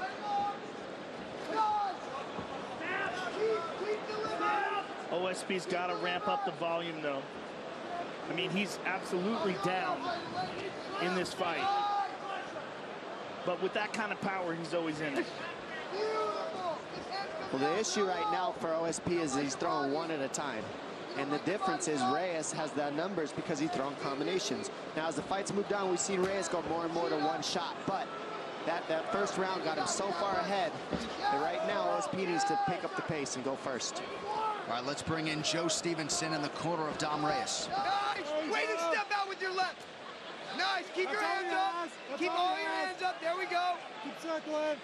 Lead your kick to the knee. Hands up. Circle out.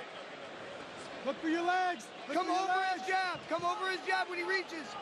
Oh, his hands are coming low. Nice. That hurt him. That hurt. He's trying to rush.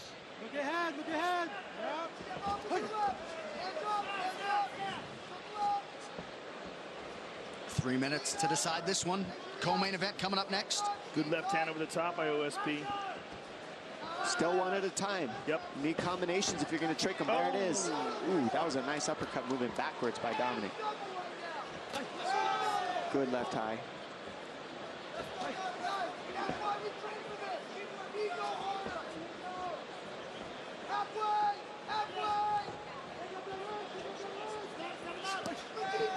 And once again, Reyes strikes first.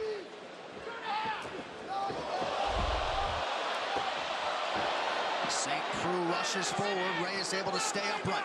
The balance of Reyes is just very, very good. Should have been taken down there. Really should have. One thing that you really nailed, though, Dom, is that his volume decreases significantly after the first round. Now, whether that's he comes out too fast in the first round, he needs to pace himself more, or whether it's an endurance issue. I'm pretty sure it's being undefeated, relatively green, and that was a first round adrenaline dump looking round to me. But he still looked very good. And the fact that even after an adrenaline dump like that, he's still in it, going with the OSP is impressive, but he does need to fix that gap. You're right, Joe. Understands that this is the biggest fight of his career. Yep. It's a big, and he came out feeling good, looking great, well prepared, but he's absolutely slowing down a bit. But what makes it impressive is he's still listening to his corners. Look, every time OSP switches, he kicks. He's listening. He's very intelligent, very smart, but he is tired. So his brain's still working for him. He's still listening, and that means that he's got the experience he needs. Ooh. And you can fill that gap with the cardio as the fights move on. But right now, OSP's coming hard. Yeah, St. Preux starting to find his range with that left hand. Kicked high effectively as well. Man, Reyes with that beautiful left leg. Beautiful elbow. And those leg kicks are eating up OSP. Look, he went back to conventional again because he's limping a little on that right leg. And that elbow, I think, opened up another significant cut. And now he went to the inside thigh. Oh, man, he's bleeding like a stuck pig now. That's nasty. Well, that elbow is just so pretty that he threw. It was a good counter. But being credit to OSP for never stopping, moving forward, looking for that knockout, trying to find the opening. Well, he didn't quit at all, not even for a second, especially in this third round. But Reyes showing he's slick. He's not easy to take out. He's got good defense too, but does. Big kick goes high. Well, that was what was interesting about this matchup in the first place. We knew OSP has no quit in him. Yes. So we knew this young undefeated prospect is going to get tested, and so far, flying colors. And these will certainly be valuable minutes for Reyes as he moves forward and moves up this light heavyweight ladder. And this does not bring down OSP's stock, in my opinion. I mean, he's looked so good in this fight. He's coming. That is it. It's over. He walked away. That's it.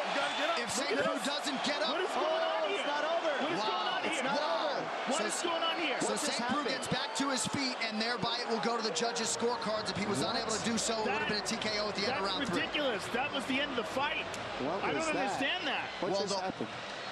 Wow, there was never a horn and there was never a whistle. So why did they stop? Dan Mergliata was saying you got to get up, but he was walking away. Dominic Reyes was walking away like it was a knockout. Well, I did hear a horn. Looks like it is. Truck's telling me there wasn't a horn. I thought I heard a horn. I thought it was a knockout. Me too. I thought they should have stopped horn. the fight. He was laying back on his back, not defending himself, eyes straight up in the sky. Dominic Reyes walked away as if it was a knockout.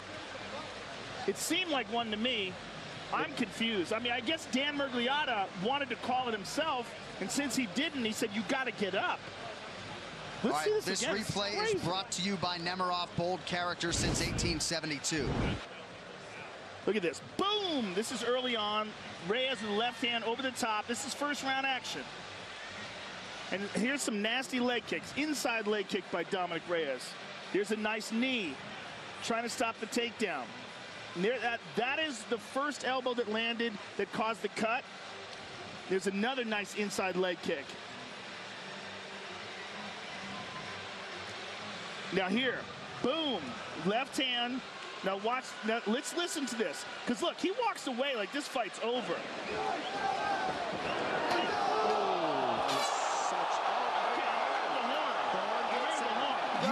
You can't be saved by the horn, right?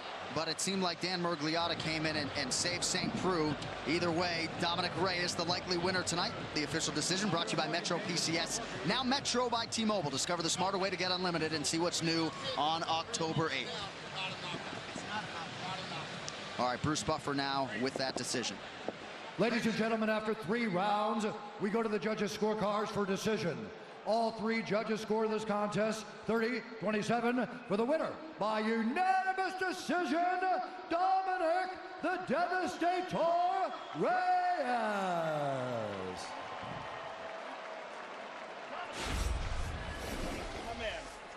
First of all, congratulations, Dominic. There seemed like a little bit of confusion at the end of the fight.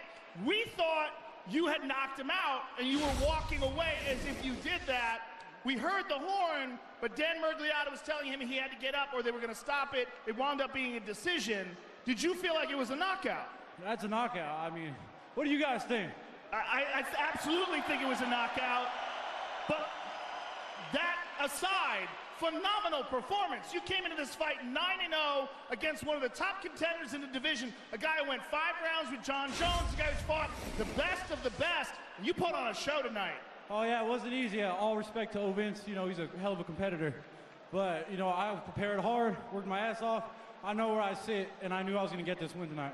Well, Dominic Reyes, you came into this fight tonight a prospect. You leave a top contender. That was an absolutely impressive performance, and I think most people think it was a knockout. I hope it goes into the books as a knockout. Either way, amazing, amazing performance. Thank you very much.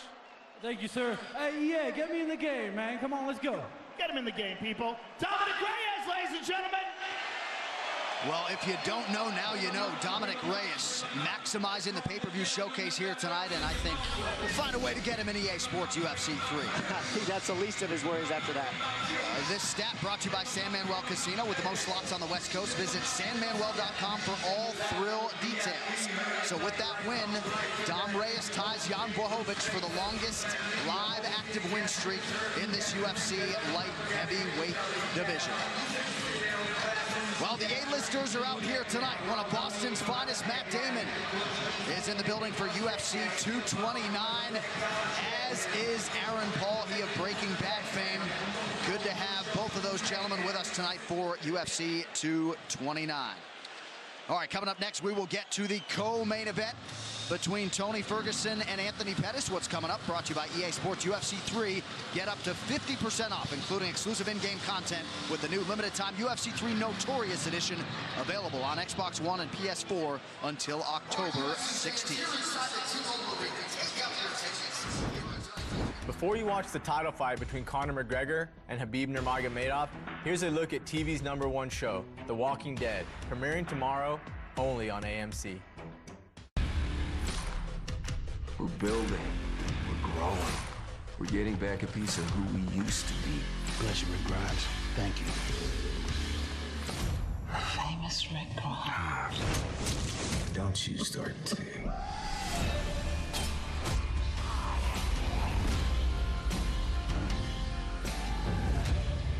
We're making a new beginning.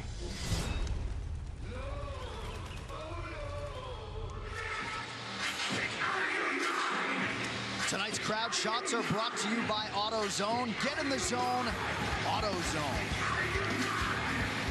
All right, just moments away from our co-main event. These fighter rankings are brought to you by EA Sports UFC 3. Get up to 50% off, including exclusive in-game content with the new limited-time UFC 3 Notorious Edition, available on Xbox One and PS4 until October 16th.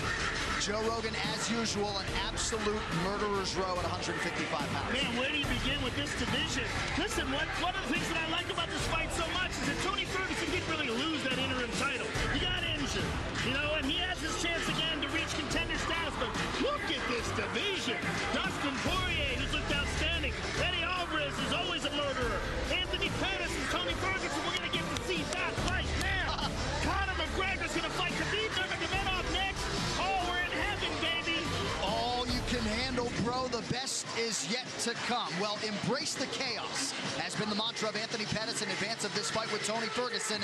El Cucuy will gladly go along with that approach. Few men are better than he is in the eye of the storm.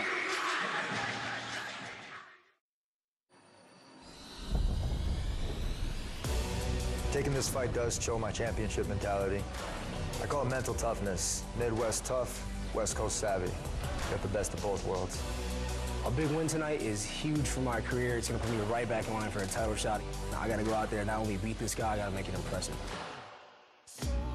Anthony Pettis versus Tony Ferguson is a very intriguing fight. Both men are at the top of the heap in the lightweight division. Anthony Pettis has a unique combination of traditional martial arts skills along with lightning-fast submissions, particularly off of his back. Guillotine, both legs, hit over! And he's back against one of the most creative and dangerous guys in the division in Tony Ferguson. Tony Ferguson is one of the most unique fighters and most difficult fighters to prepare for. He has fantastic striking. He has very unorthodox submissions. His movement is very creative inside the octagon. He mixes things up, and he's able to do whatever he wants whenever he wants to do it. Tony Ferguson, winner by submission. He's a very creative fighter, and it's one of the things that makes him so difficult to prepare for. Anthony Pettis never fought a dude like me. And Anthony Pettis is no different than any opponent I've ever seen. You got your hands full, kid. I think the biggest hole in Tony's game is that no one's ever tested him in the chaos. Everybody tries to shy away from the chaos. I'm gonna welcome it, I'm gonna accept it, and I'm gonna shine. Too powerful for Pettis. He knows this. Once I get a hold of you, you're not leaving. And I want you to beg somebody to take you out of that octagon. It's gonna be a big mistake if he tries to strike with me. I send him back to the hospital to get that knee fixed again. Tony Ferguson is just another guy in my way for my title shot.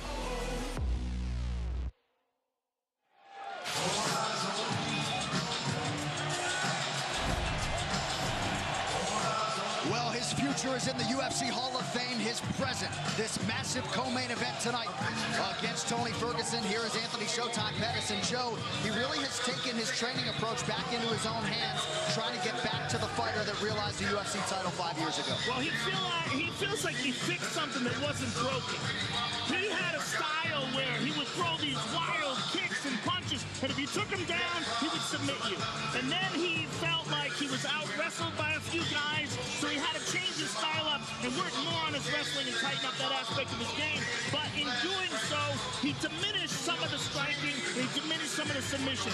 Then he decided, before the Chiesa fight, I'm going to go back to the old way. Right. Wild, reckless striking. You take me down, I'm going to submit you. That's exactly what he did with Chiesa, and he feels like he's back.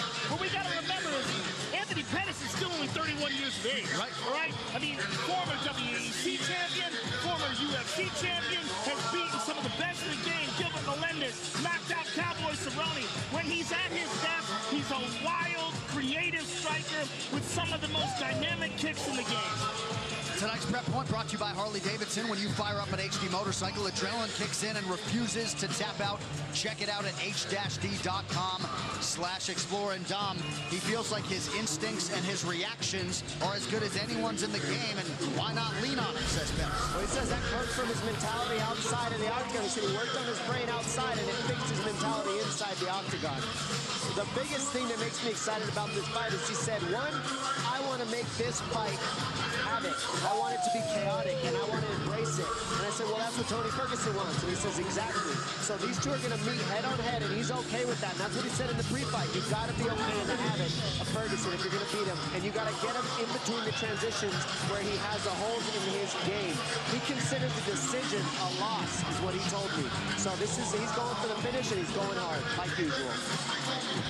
15th UFC appearance for Showtime Pettis, a plus 300 underdog at close here tonight.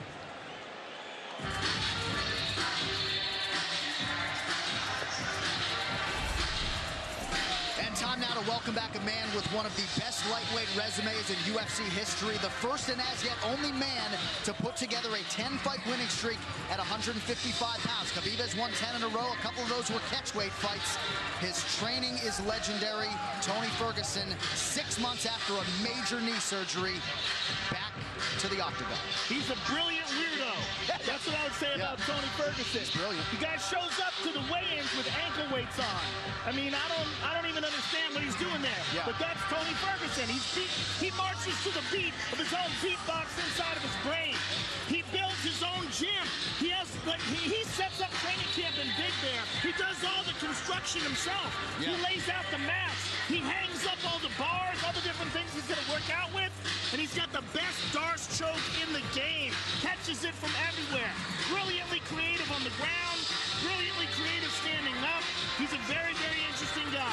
What you said about Big Bear attests to the fact that he prepares cardio, strength and conditioning to the max. He believes, I already know how to fight. I'm going to do the technique. That's the easy part. The one and only thing I can control is whether I get tired or not. So I simply won't ever get tired. And therefore, my technique will always be there because that's what I do. I fight. That's what's in my blood. That's how I train. My reactions will be there if I don't get tired. But if I get tired, it doesn't matter. Conditioning can make a coward of us all. He lives by that, and he focuses on it. And then in there, he shines because he knows there's nothing he can do that's going to stop him other than you putting his lights out. He hasn't had a sip of alcohol since February. He feels like that has him in the best shape of his life.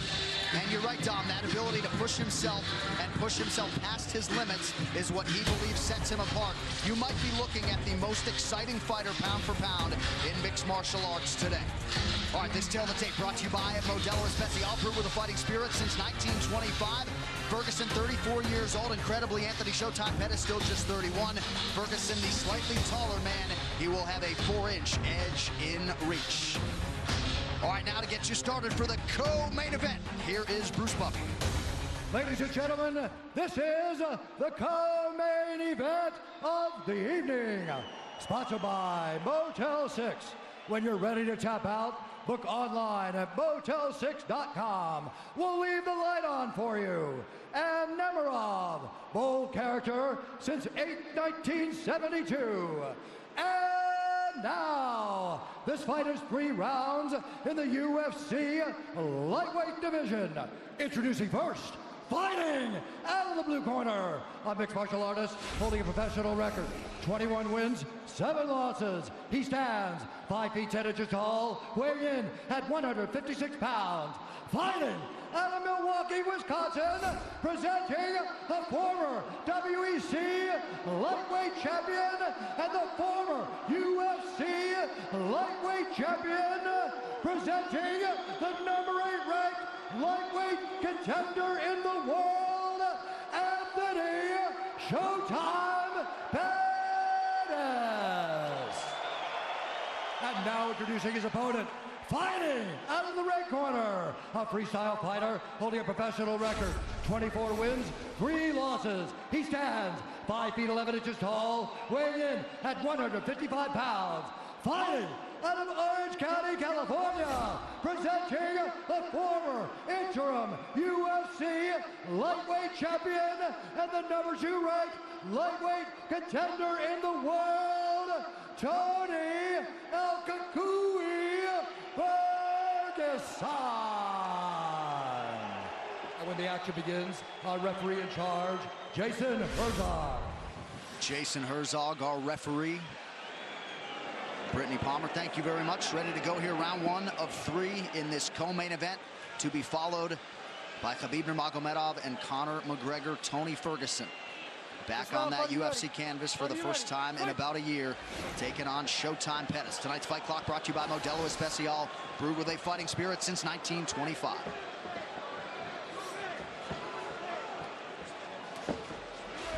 Ferguson came home from the hospital after surgery in April, immediately started doing 20-pound curls until he couldn't work out anymore. He is a freak. See Pettis going right after the knees right away at Ferguson. Right away. Right after the leg. And it already hurts. You see him limping already. Can't get kicked in the legs. That hurts. And Ferguson returns to him. And you see the scar on the side of his knee.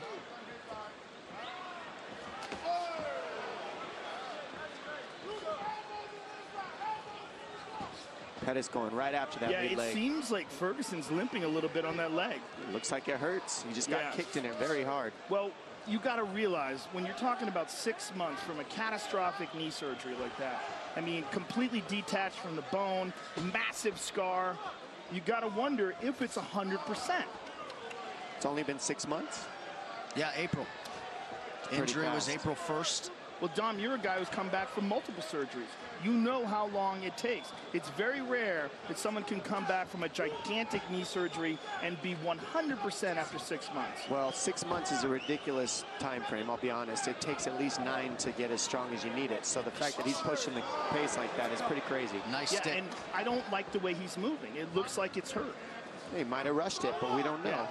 We don't know that with Ferguson. Right, it could have been the kicks that Pettis landed. Because he looks good now. Or it could be that it's hurt. The biggest thing Ferguson said he wanted to do was utilize his jab in this fight. That was going to be the biggest problem for Pettis. And what's cool about it is he switches and he's got a really good southpaw jab and a really good conventional jab. Oh, yeah, he can absolutely fight from anywhere. The question is, did he give himself enough time to recover from the surgery? And he did no physical therapy. He took his recovery into his own hands, none. I don't know what to say about any of that. I honestly have no words for that. Don't shoot the messenger. He's crazy. I'm not shocked. Yeah. But, I mean, he's brilliant in that regard. Correct.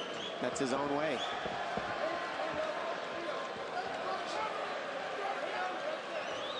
The Pettis camp felt like they picked up a lot of things on tape of Ferguson being a hittable guy. Tony said, watch all the film you want. I'll pick him apart on the feet. We have hit the midpoint of round 1. Blocked it all, though. And nothing landed. Well, he spends a lot of time working on a Wing Chun dummy. He does that. Yeah. I mean, he does a lot of really unorthodox stuff in terms of mixed martial arts. Your friend Eddie Bravo talks about him training for 6 hours straight. I mean, it's absurd. Well, Eddie's trained with a lot of guys. He said he's never seen anyone with the kind of endurance that Tony has. I know you hit that elliptical for 2 hours the other day.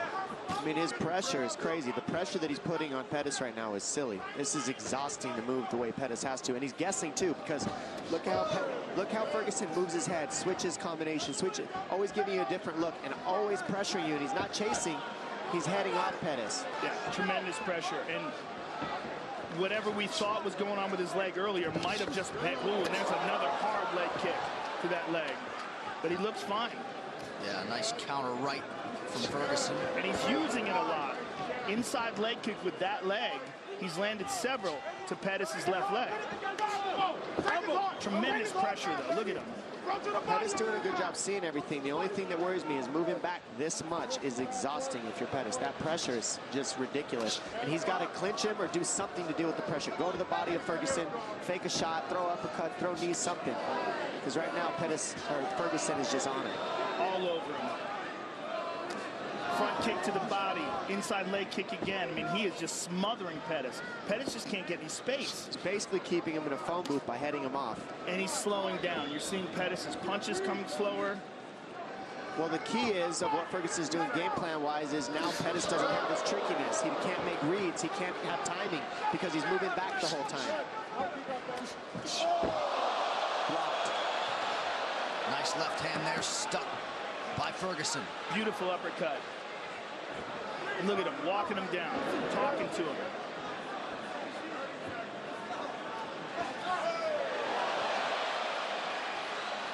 Beautiful jab there by Ferguson, former two-time All-American wrestler at Grand Valley State University as a wrestler.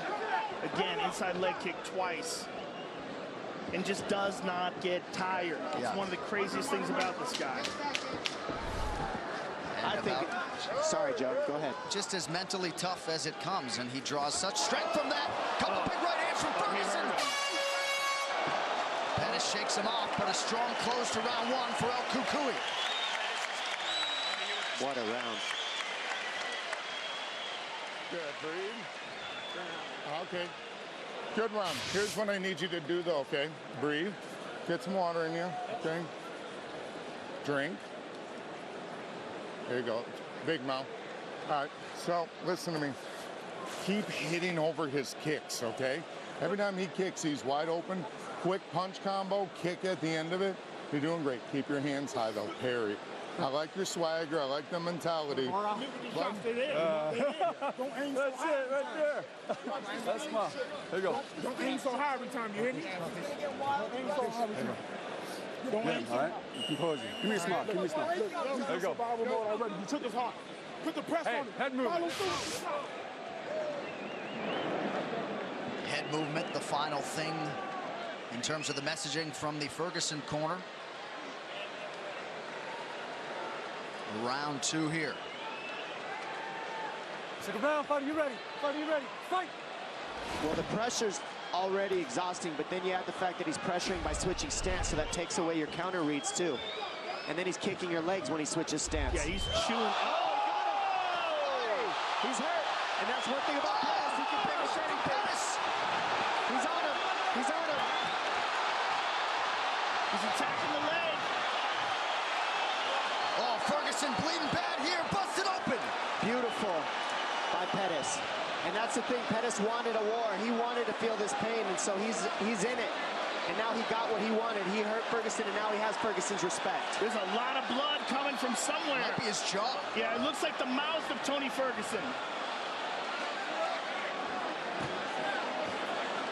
So some definite adversity here for Ferguson. Pettis has got to be very careful of Tony's guard, though. I would like to see him try to just stand up. I'm just glad this is on the ground because I want to see these two gentlemen grapple. Ferguson right after it, immediately staying offensive. Well, there's a tremendous amount of blood coming out of Tony Ferguson's mouth. And you got to wonder what is going on. I think it's from his head. A lot of it coming from Pettis, too. It's got to be the top of his head. Or is he, I don't know, I can't tell. It might be from both gentlemen. Yeah, they're both cut to Pettis pieces. Pettis is losing a ton of from blood an elbow from Ferguson. This fight as advertised so far. This is what they wanted, and this is what we get. Jason Herzog's going to check that cut of Anthony Pettis. I think it was on the ground that he landed that. I think he threw it in the guard and landed it on Anthony in the guard. This can't be that bad that they have to stop this. No, well, right. It's not above the eye, so they won't stop it because it's not above the eye. Oh, it's in the hairline. It's a giant cut on the right side of his head. I need another rag for his eyes. Please, a rag. How are we doing? He's good. He's fine. Okay, one moment. I need a rag. Let's get over. Herzog now calling for a rag to clear Tony's eyes. Good reffing. Good reffing by Jason Herzog. Jason Herzog, one of the best in the business. This is a fight. We are the only three gentlemen sitting in the T-Mobile Arena right now. Woo! Oh, my goodness. It's getting wild. I'm just thankful for this fight right here, right now. I mean, how's this as an appetizer for Khabib and Conor? 3 minutes to go in this second of a possible 3 rounds.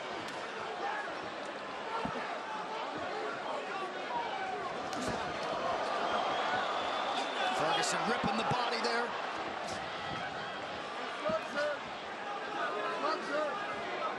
Ferguson seems to have fully recovered. And he's never even looked tired for a second. Just his head got jogged a little.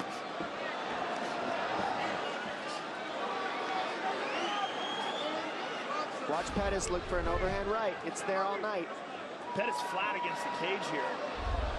But he's looking like the pressure is just too much again like it was earlier. He landed a beautiful shot in between, and that's what he was saying he needed to do. Find the openings and land.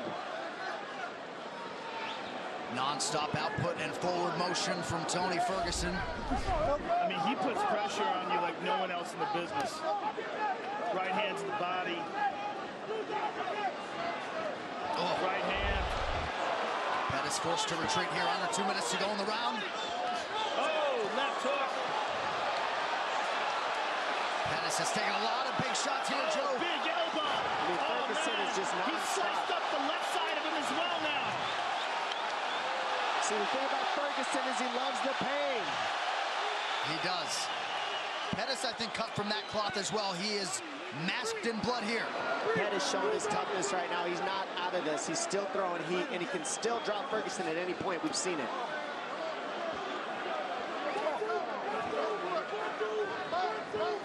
Oh, beautiful. Grab the hand, slip over the top with an elbow.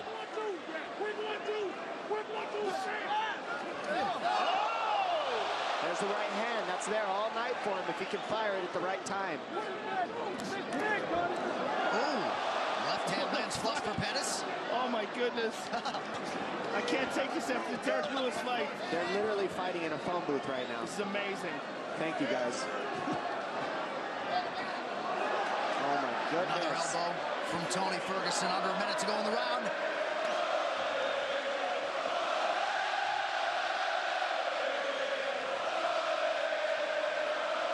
These guys are just exchanging in the corners. Oh, that cut on Anthony Pettis is something else. Nice elbows by Ferguson. He mixes it up so well, and he doesn't stop being offensive. No such thing as breathing room when you're fighting Tony Ferguson. Oh! Those are landing very heavy. Ferguson's hitting him very hard. Pettis needs to get on his bike and start moving. He can't sit here like this. And we just got showered with blood here in the booth. Final seconds of the round. Pettis covers up. Mixed martial arts. Gracious. Unbelievable pressure. Unreal fight so far. UFC at 229, Khabib versus McGregor is presented by Harley-Davidson. When you fire up an HD motorcycle, adrenaline kicks in and refuses to tap out. Check it out at h-d.com/explore. Breathe, Anthony. Big breath. Yeah, we're covered with blood. You're good. You're good. Look up. Okay. What do you want to do? If you can't go, we got to stop it. What do you want to do? You tell me. That hand's broken? Yeah. What do you want to do? I don't want you going out there if you can't fight the way you need to fight, all right? I can't have you fighting him if you didn't got that hand, all right? Hand's broken. Yeah, That's he it. broke his hand. So that's the fight. Anthony Pettis breaks his right hand. Duke Roufus not going to send his longtime pupil out there. Somewhat anticlimactic, but El Cucuy is back in a big way tonight.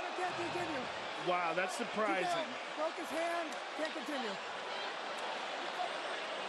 You know, we sometimes sit here and bemoan the fact that corners don't save their fighters often enough. I know people are going to take issue with this.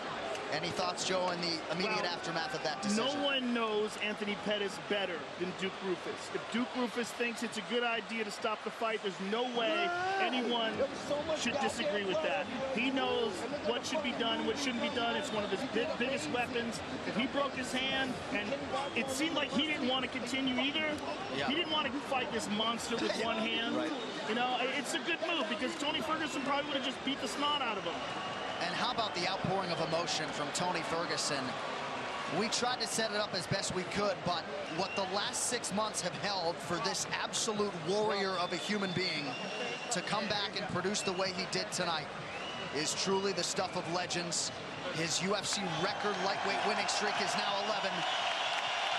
And for Anthony Showtime Pettis, his stock rises in defeat here tonight. This replay brought to you by Nemiroff, bold character since 1872.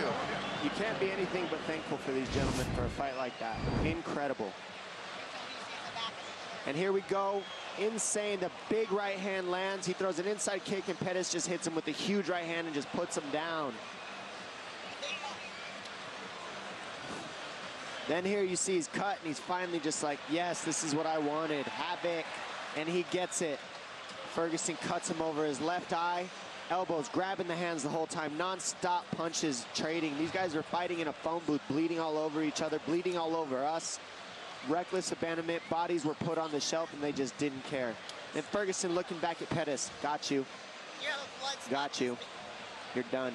I see you. Well, we build him as arguably the most exciting fighter in mixed martial arts at present. And Tony Ferguson certainly lived by those words yet again here tonight. The official decision brought to you by Metro PCS, now Metro by T-Mobile. Discover the smarter way to get unlimited and see what's new on October 8th. Bruce Buffer now with that decision. Ladies and gentlemen, at the end of round 2, Anthony Pettis' corner has called a stop to this fight, declaring the winner by TKO, Tony El Cucuy Ferguson. 805-231, I love you, baby. XTA, home team. Christina, I fucking love you, baby. Armand, Anthony, love you. I'm here with the winner, Tony Ferguson. First of all, Tony, welcome back, and thank you for an amazing performance. That was incredible. What a wild fight for as long as it lasted. Where you at, McNuggets, you fucking piece of shit? I'm gonna kick your ass. If fucking Khabib don't do it, I will. Son of a bitch, I'll give you a proper ass whooping any day. Let's get back to the Pettis fight, because that was a wild fight, man. First of all, what a quick turnaround from your knee surgery to come back. Was there any concern at all that you would rush this? No, man, no. Now, you fought one of the best strikers in the division, walked him down, but you did get clipped at one point in the fight. How bad were you hurt? I had fucking fun in there. There wasn't nobody was gonna take this fucking time from me. I went in there and act like it was sparring. I missed this shit for 1 year. You fucking fans are fucking amazing. I love you. I'm not gonna talk no more. I'm done. Thank you, Joe. Thank you, UFC. I'm fucking back. Thank you, Tony. Tony Ferguson, ladies and gentlemen. Tony Ferguson back in a big way tonight. That post-fight interview brought to you by EA Sports UFC 3. Get up to 50% off, including exclusive in-game content with the new limited-time UFC 3 Notorious Edition, available on Xbox One and PS4 until October 16th. Joe Rogan. All right, I'm here. First of all, Anthony, thank you for a wild fight for as long as it lasted, and it looked like you were having a great time out there. Hell yeah, I had a fucking great time. I'll do it again. I broke my fucking hand. The one I hit him with, broke my fucking hand, man. So I tried to put him away. It started hurting when I was throwing it, so I lost a big weapon in there. But no, ain't no fucking excuses. Tony's a fucking tough Mexican, bro. Thanks for the fight. Well, listen, this was the old Anthony Pettis. You came out wild. You came out creative. You clipped him. You had him hurt at one point in time. That's a tough guy, bro. I hit him with the right hand. I felt my hand shatter. I'm like, shit, you know, I should have choked him out, but he's a soldier, bro. I tested that leg, his leg, he withstood it, but I just tried to put on the show for all the fans and have a good time doing it, man. So thank y'all for coming here, bro. Had a great fucking time. Can't wait to do it again. Thank you, Anthony. Thank you for an amazing fight. Anthony Pettis, ladies and gentlemen. Gotta think some bonus money will be coming the way of Anthony Showtime Pettis and Tony Ferguson after what they produced here tonight for mixed martial arts fans around the world. Well, there he is, the two-division champion, UFC light heavyweight and heavyweight king at present, our broadcast partner, Daniel Cormier. And how about the four-time major winner, Rory McIlroy, out to support Conor McGregor here tonight. Mr. Lomachenko in the building as well, one of the best pound-for-pound boxers in the world, taking in UFC 229 here tonight. That is the back of my shirt right now. So we are covered in blood, lathered in blood, and I don't mind it. I don't mind it. I don't know. It's all over my notes. It's because he was turning his head away, shying from the scene. Yeah, like, right. no, don't let me watch. What a fight. I am never washing this shirt. Never doing it. All right, straight ahead. The main event the world has been waiting for between Khabib Nurmagomedov and Conor McGregor. What's coming up? Brought to you by EA Sports UFC 3. Get up to 50% off, including exclusive in-game content with the new limited-time UFC 3 Notorious Edition, available on Xbox One and PS4 until October 16th. Well, as some of you may know, the movie Overlord is hitting theaters November 9th. Take a look. The most dangerous opponents are not the ones with the best moves.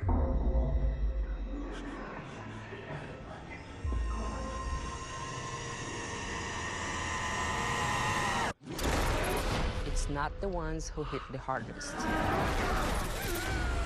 What did you do to me? Some questions don't have good answers. That's weird. The most dangerous opponents are always the ones who get back up. No matter how hard you knock them down. We have to do this!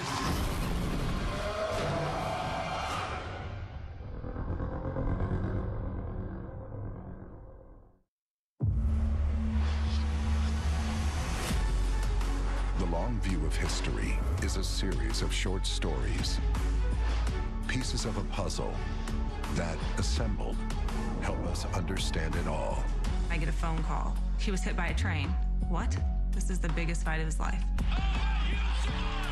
Think about this. 3 guys just bought the UFC. We didn't know anything about promoting fights. When we finally got through and we owned it, I think we all looked at each other and said, oh my gosh, what do we do now? Donald Trump and Dana are an interesting match. They're aggressive guys who aren't afraid to take chances. We've had a very unique, interesting, cool relationship for a very long time. UFC 25 Years in Short, premiering only on UFC Fight Pass. UFC 25 Years in Short, 5 brand new episodes coming out shortly. Judgment Day, UFC on the Run, Seeking Refuge. Great Ice Age feature on Chuck Liddell. Of course, Matt Hughes' inspirational Road to Survival. And Combatant-in-Chief, President Donald Trump's history in combat sports. UFC Fight Pass, download the UFC app today. And now live from T-Mobile Arena in Las Vegas, Nevada, it is time for the main event for UFC 229, Khabib versus McGregor, brought to you by Harley-Davidson. When you fire up an HD motorcycle, adrenaline kicks in and refuses to tap out. Check it out at h-d.com/explore. All right, now let's pull up the lightweight fighter rankings brought to you by EA Sports UFC 3. Get up to 50% off, including exclusive in-game content with the new limited time UFC 3 Notorious Edition, available on Xbox One and PS4 until October 16th. And this is what makes mixed martial arts great. You have the best fighting the best. The #1 ranked contender, Conor McGregor, who left to go pursue boxing as the lightweight champion, relinquished the title.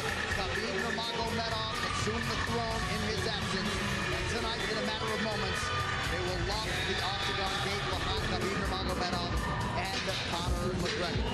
John Anik, Joe Rogan, Dominic Cruz. So we know what Conor does early. I mean, over under 30 seconds for the first level change from Khabib. How do you expect him to handle the first minutes of this fight? The real question is, can Khabib close the distance and get a hold of Conor? And can Conor clip him on the way in? Those are the big questions. Those are the questions we're going to get answered very, very quickly. The next question, if Khabib takes Conor down, can Conor get back up? Those are the 2 big questions. That's what it comes down to. And the missing link on the stand-up that makes this fight different than anybody is 2 things. 1, Conor McGregor is a southpaw. We haven't seen Khabib do very well striking with some southpaws as we've seen. Problem number 2, Conor McGregor can knock people out moving backwards. He hasn't dealt with anybody that has fought him that moves backwards and can knock you out. Conor McGregor can do this. So if Khabib's pressuring forward the whole time, he's got to be careful. It's got to be in and out, because if he just non-stop pressures, he's going to get clipped on the way in. He has to be very cautious, and a lot of fakes have to be mixed in there, or Conor will get his timing and will hit him. Then the big question is the spectacle. How does Khabib handle the spectacle? Because this is bigger than anything he's ever experienced. We know Conor rises to the occasion. The Jose Aldo fight's a perfect example of that. He came into that octagon like he owned the building. Right. Can Khabib eat the pressure the way Conor does? And can he take the punches? I mean, the bottom line is, can he take the damage? We've seen Khabib does get hit. It is a fact. It's not like he never gets hit. Can he take the power of Conor McGregor while he goes for the takedown? And can he time the takedown? Or does Conor McGregor have the nice punch count and he makes it so that Khabib has to stand with him? There's a lot of questions in this. There's so many questions. Oh, and we're getting answers soon. With that setup, there ends the wait for the biggest fight in UFC history. Khabib Nurmagomedov, the undisputed champion, welcoming back the Irish superstar Conor McGregor. Let's see how it plays out.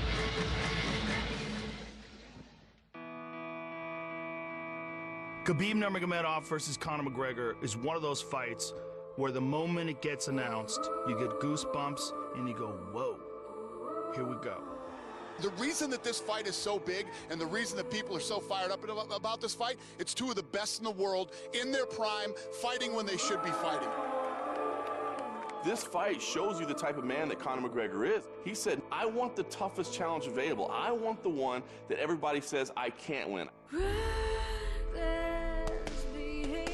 In Khabib, you have a guy that is 26-0, undefeated. That's unreal. At 26 wins, guys tend to make mistakes. Khabib has never done that.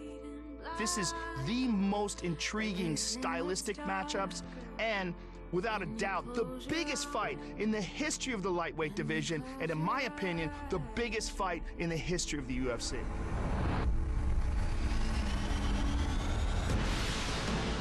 He never fight with someone like me.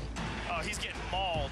Barbosa's face says it all. Who have so much pressure, so much dominate with his opponent. Michael should tap her. He's gonna break his arm. He's gonna break his arm. Hit us all over. You know, this is my style, crush my opponents. He has been unrivaled inside the octagon. I mean, he's just an unprecedented phenom of a talent. We're talking maulings and massacres. Where's Conor?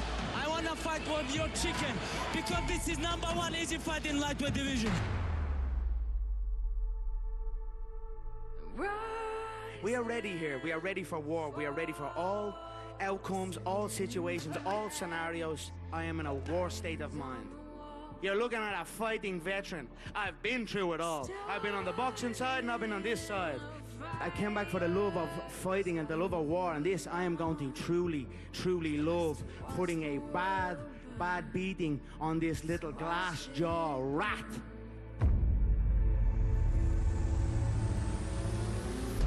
Oh, he's hurt! Could he finish him here?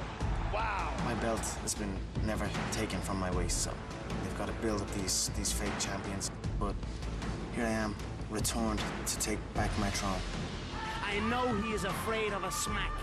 And if you're afraid of a smack off me, a smack will feel like a double-barrel shotgun. Oh! He slapped him! Like that! What you gonna do if you don't knock me out? You have to knock me out first or second round. What you gonna do? I'm gonna keep going. If you don't knock me out, it's gonna be a very long night to him. Trust me, mate. I'm ready for a long night. Now you're up on the real kid. You're with the real dogs now, brother, yeah? He's in over his head. I'm gonna pick him apart and bully him in there and absolutely maul him. My dream smash him, you know, make him humble. I wanna change his face. We have to finish him.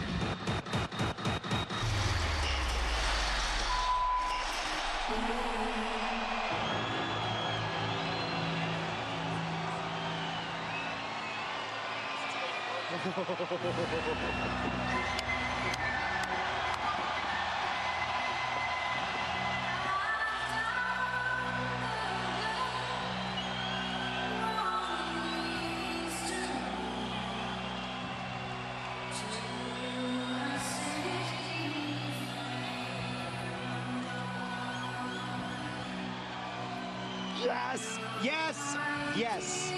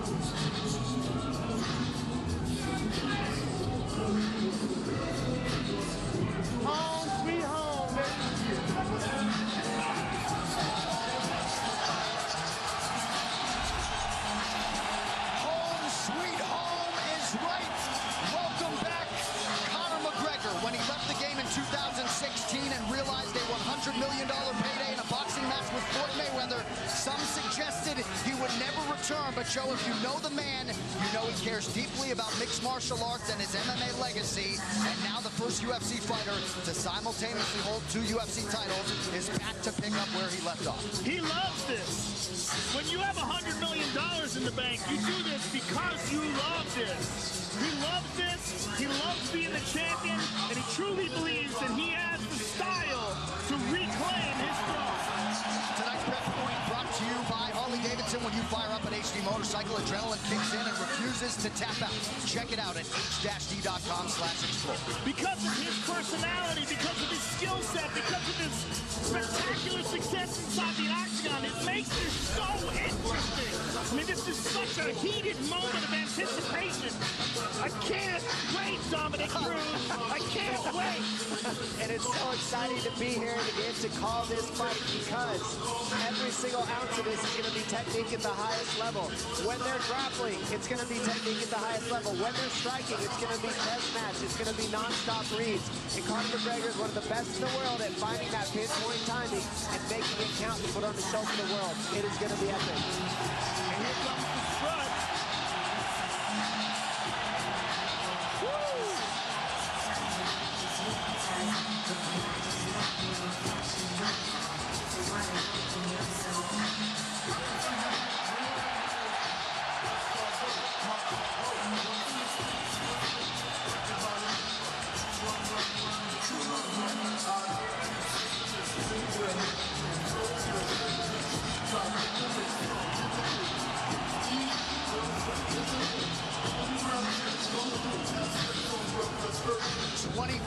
Pro Mixed Martial Arts contest for Conor McGregor. 11th UFC appearance. He is 9-1, a 9-time UFC bonus winner in his 10 UFC fights. 18 career wins by knockout or TKO. Few understand and manage distance better than the notorious Conor McGregor.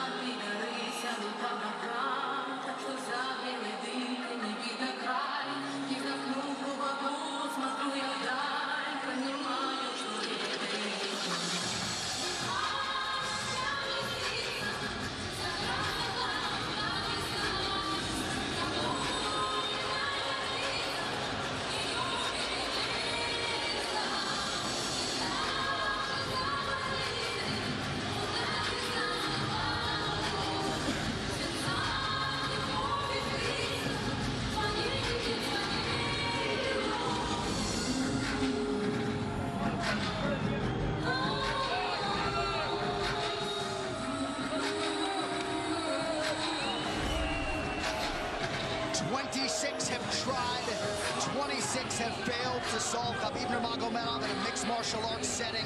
In modern-day MMA, it's an absolutely incredible accomplishment.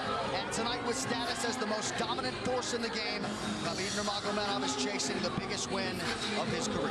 He is an unparalleled grappler. There's literally been no one like him in this division.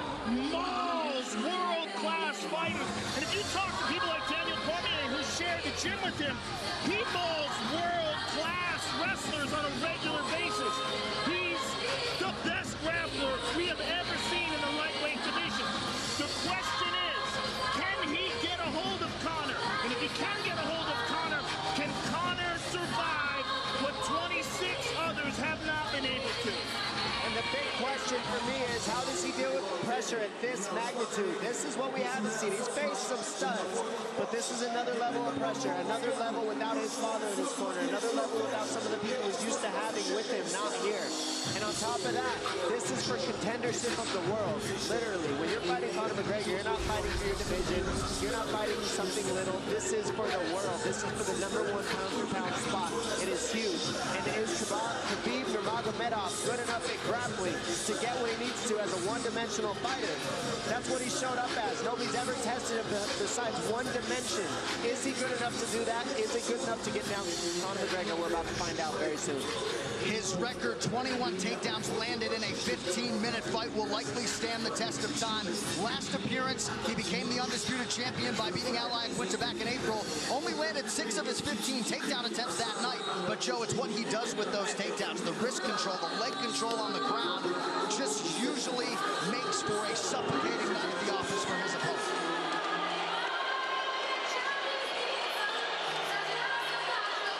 I've never been more excited for a fight. I agree.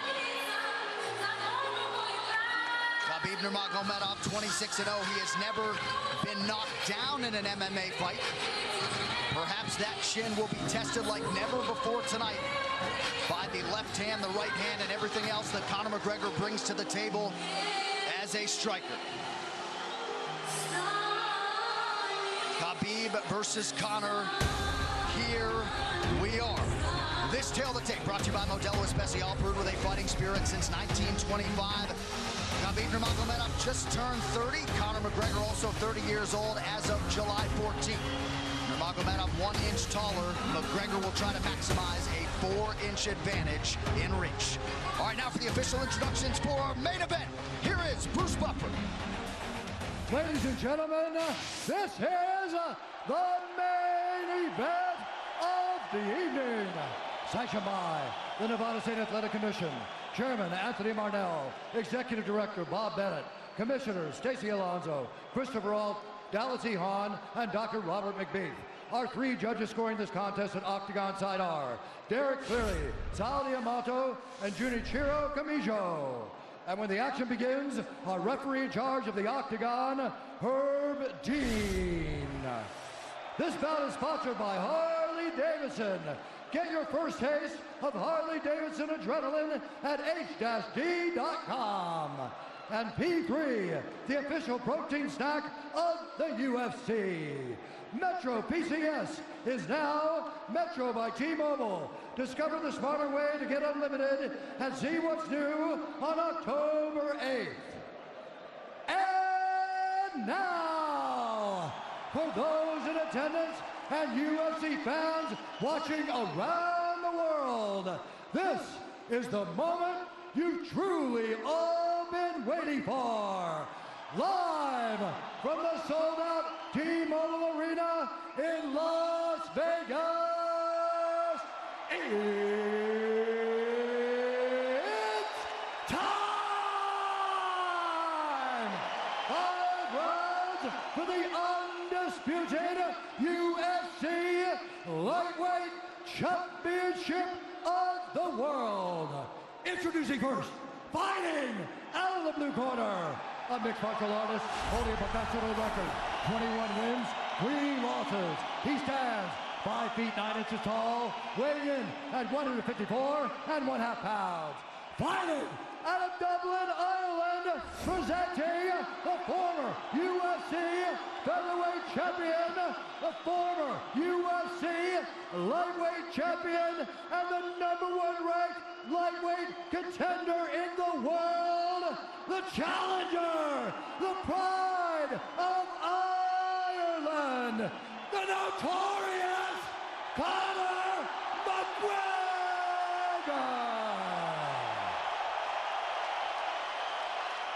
And now introducing the champion, fighting out of the red corner, a mixed martial artist holding an undefeated professional record, 26 wins, no losses. He stands 5 feet 10 inches tall, weighing in at 155 pounds.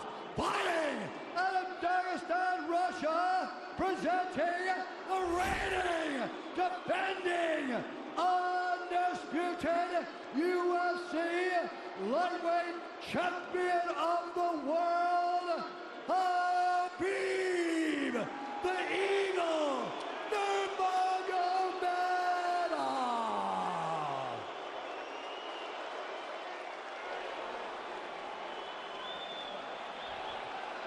All right, gentlemen, we've been over the rules. Protect yourself at all times. Follow my instructions. We're going to keep this clean. Touch gloves now if you wish to. All right, let's do this. Well, if you bet that the fighters would not touch gloves, cash those tickets, and wherever you are in the world tonight, one way or another, we will all witness a piece of UFC history. The King is back, looking to regain his throne. And we are underway. This fight clock brought to you by Modelo Especial, brew with a fighting spirit since 1925. McGregor in green, Nurmagomedov in black. McGregor lands early. Pressure right off the bat by Conor. He's trying to force the shot out of Khabib with pressure instead of waiting for Khabib to come at him. Khabib got a hold of his ankles. He's got his leg. And what he's got to do is get his left leg over the back ankle of Khabib's right leg. He needs to get that. Conor needs the left leg behind the ankle of Khabib in order to stuff this. And now he's got it. But a good defense by Conor so far. Look at this. Got the ankles. As long as he stays on the ankle, he's good. He's doing a fantastic job of defending. Look at him spinning around. Khabib looking to complete the takedown, and he gets it. Man. Conor gets right up to the cage. Let's see if he can get back up to his feet. It's one of the big questions. He's got his feet tied up well. Look how good Khabib has done a job of wrapping those two legs up together. This is what he does to everybody he fights. He crosses your legs, and now if your legs can't get away, then you can't get up. You're pinned to the floor. And he's done this better than anybody. He elevates and straightens your legs out. And now what he's going to do is try to lift Conor's knees and legs higher than Conor's head so that he can't move. Conor's just got to stay calm and not use his energy because he's not taking damage here. It feels like he's far better equipped to handle 5 rounds than he was when he left in 2016.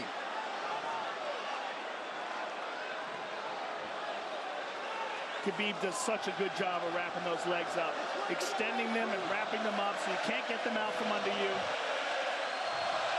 I've never seen anybody be able to straighten a leg out like that. The way he hangs and he almost knee bars you by collecting your heel up. It's just different how he holds you there. Most people can get away when you do that, but when Khabib grabs your legs, he just keeps them. Yeah, he's doing it again. Look at him pinch those legs together. He does it different, and they cross every single time. He crosses them over each other. He's just so good at squeezing. This is what you got to do to Conor early, though. If you're Khabib, you have to do this early. You can't try to give him all the rest he needs in the first couple rounds. That's when Conor's the most dangerous. Couple right hands have landed for Khabib. His first strikes of the fight. McGregor trying to control his breathing. Ate a big right hand there. And what Conor's doing is he's trying to dig underhooks and stay in a ball so there's no hooks.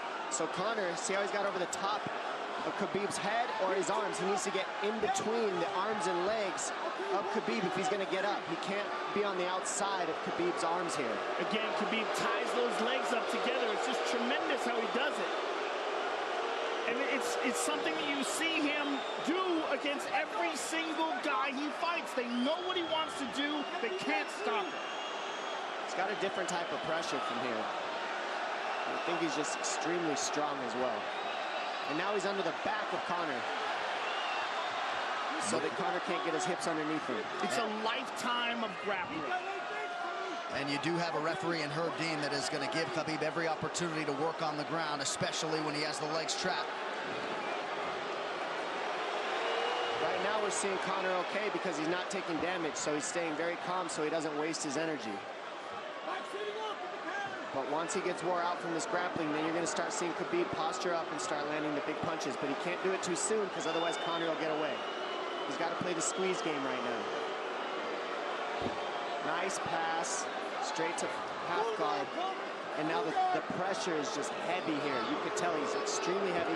That left shoulder and the chin of Conor really makes it minimal for Conor to be able to get to a hit. He does a tremendous job, and he keeps you from being able to breathe.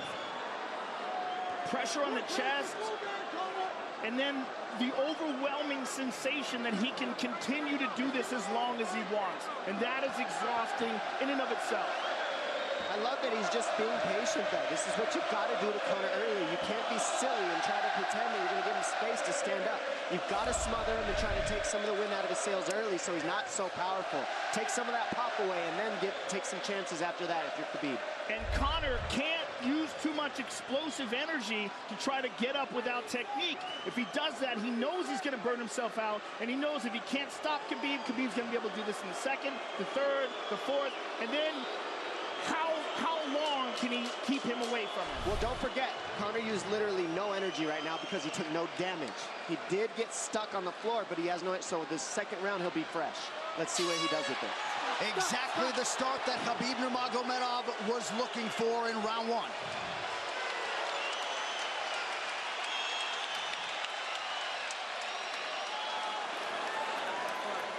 McGregor, you know the shots get slower as the rounds go on. That was his absolute best there. When he got behind the black line, you chased him. So let's keep him behind the black line, let him come to you.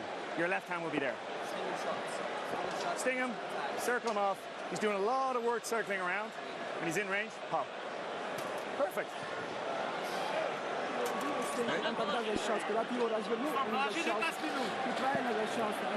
Yeah, you did everything good, everything good. How you feel it? How you feel so? Keep your chin down, okay? Keep your chin down, hands up. If you grab his leg, just push him against the cage and then take him down from there. Dom, any thoughts on that messaging there from Javier Mendez and crew? The Javier Mendez is okay, that's great, but they look a little frantic. I mean, that would make me feel crazy in there. Yeah, like let's calm down a little guy, give him some real feedback. I don't know. Well, every mixed martial arts round begins on the feet. Let's see how it goes here early round two. Conor knows he can land that left whenever he wants, so that's what he's waiting for. He's waiting for that counter. He's waiting to force Khabib to take a bad shot and then make him pay for it. That's what we're seeing here. McGregor fires the knee, appeared to just miss.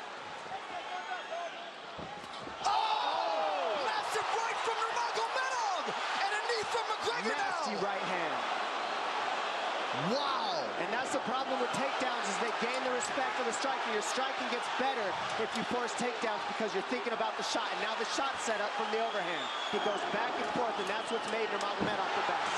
That right hand. Wow. What an entry by Nurmagomedov, and now he has McGregor up against the fence. 4+ minutes with which to work. And this is what Khabib has done to everybody.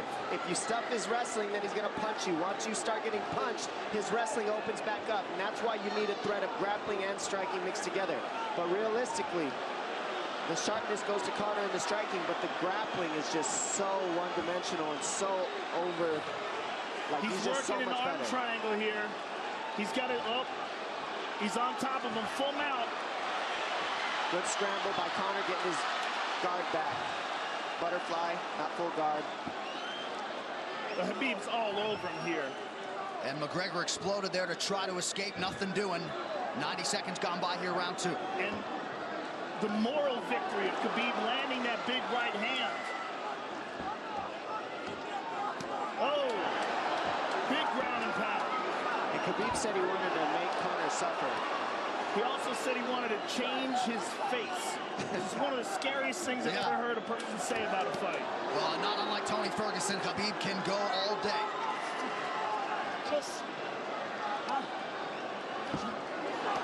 Oh, big right hands landing from Nurmagomedov, who came into this fight unquestionably in the best shape of his life. Conor's talking to him. I can't hear what he's saying, but he's getting tagged. Well, that's Khabib talking, and he's not saying nice things. Oh! Big elbow from Nurmagomedov did not appear to cut McGregor open. The power he generates from this ground and pound is just interesting. I don't understand, because you can hear it landing over and over. It's just ferocious. I mean, he's the best ground and pound artist in the sport. Oh! Conor's getting lit up.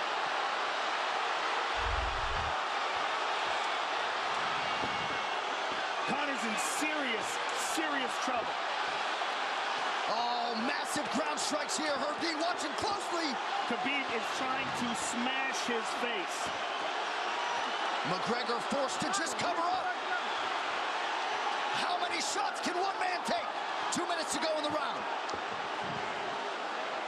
And he's trying to gas Khabib out because he's taking shots, but they're not the worst shots you can take. He's covered up. It just doesn't look good. I don't think he's trying to gas Khabib out. I think he's getting smashed. I think it's a mixture of everything. I don't think he has a choice here. I don't think he's trying to gas him out. I think he's getting smashed. I agree, but if you have no choice either. Illegal knee on the ground by Conor. A knee to the head of a downed opponent. Can't interlock the toes in the fence. McGregor got away with that one, still doing it. Herb Dean should be warning him there. He's going for a Kimura here. That is tight. That looks like it's going to get finished here, ladies and gentlemen. That's tight. Good defense. It's like Conor's not even sure. Why isn't he trying to get up?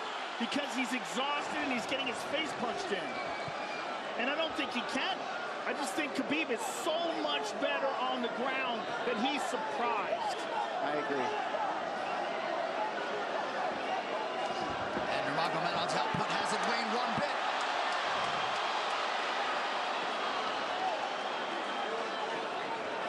Now remember, we're dealing with the old rules here, so Khabib has to wait until he's fully up to hit him with knees. Crowd goes bananas as McGregor gets upright, but for how long? And he's taking some big, deep breaths. 30 seconds here in round 2.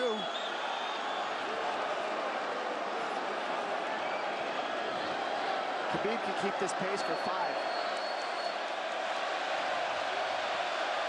And I don't believe Conor has a stoppage win in the UFC after the second round. That is correct.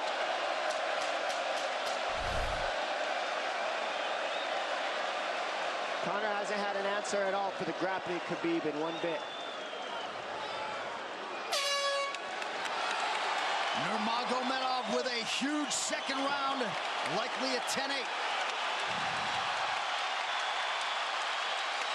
Telling you, he didn't eat as big as shots as it looked like. It looked bad, but he wasn't eating them square, Joe. What a stand-up, brilliant. Okay, it's those low singles coming from halfway across the cage now. Draw him on, Conor. Pop the jab and pull out. Let him fall into the space. Straight uppercuts there. Do not chase him this round. Draw him on. If you push him back, you can spend the first minute just getting your recovery. Khabib is not even tired here. This is what's terrifying. Look at this right hand. Boom. Clips him on the chin. Drops him. Let's see it again. Winging right hand.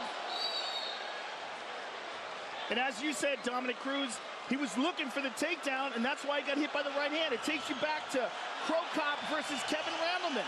Same sort of situation. You gotta respect the takedown, especially when you don't get up. Round 3 brought to you by P3, the official protein snack of UFC. John Kavanagh not wanting McGregor to chase. We'll see if he can oblige. Kavanagh said pressure to get your air back. You can get a little air if you pressure in the beginning. And now Khabib's tired too, don't forget that. The striking, he's full of blood. They both are. Perhaps McGregor sensing that now. McGregor looking for that big left hand. Khabib used tons of energy on that ground and pound, Joe. Tons. That was a crazy pace, that last round. Well, we did see him slow down considerably against Al Iaquinta in the later rounds. And now you're seeing Conor go at the body. That's the same thing he did to Mendez. He waited 2 rounds and started teeping at the body, and then starts going up high. There it is. There's the teeps to the body. He's just trying to take their out of Khabib, letting Khabib wrestle himself out. Because you gotta, it can go both ways. Well, you hate to read too much into the body language, but this is as fatigued as I've seen Khabib Nurmagomedov in that octagon. I don't know if he looks fatigued to me. It doesn't look like he's breathing heavy. It looks like he's trying to find his moments, but he's getting outboxed. Yeah, I don't think he's tired. I think he's just a little heavy from the grappling last round. But he's not tired per se. His muscles are full of blood, so he's a little slower. And that's where Conor can use his left. And there's the shot. And that's what his coaches, that's what they were talking about. He stuffed that one. Oh, elbow by Conor. That's what Kavanaugh was talking about. Said the first couple shots are going to come heavy. Later, they won't be so heavy. Big right hand by Khabib. Just over 3 minutes here in this third round. Level change from Khabib. They stuffed that as well. Look at this. This is where it's getting interesting. Now, the real question is, how much endurance does Conor have now? How much has he worked on his conditioning?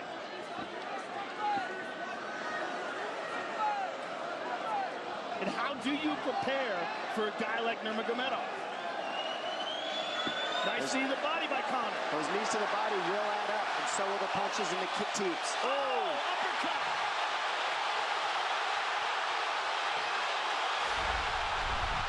McGregor feints.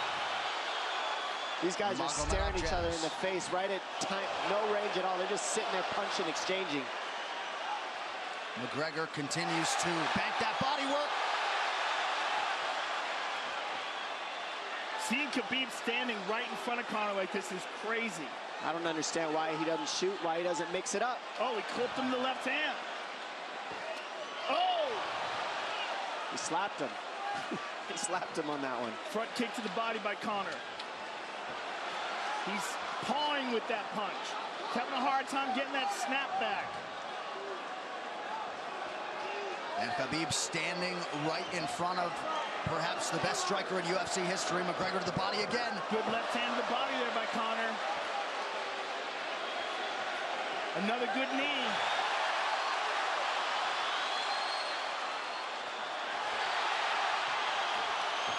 Khabib to the body. He doesn't seem to fear the power coming back from McGregor as yet.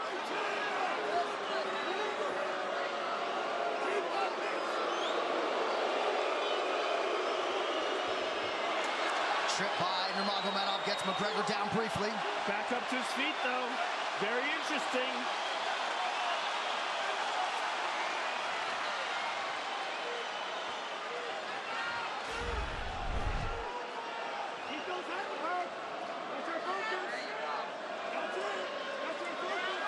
Slight edge in terms of the significant strikes in round 3 for Conor. Less than a minute to go in the round.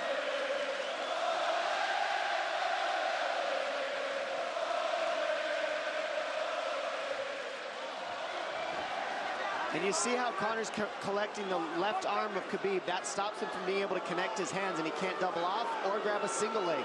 If you can't lock your hands together, you can't finish the takedown. So Conor's leaning against the fence and just controlling one arm.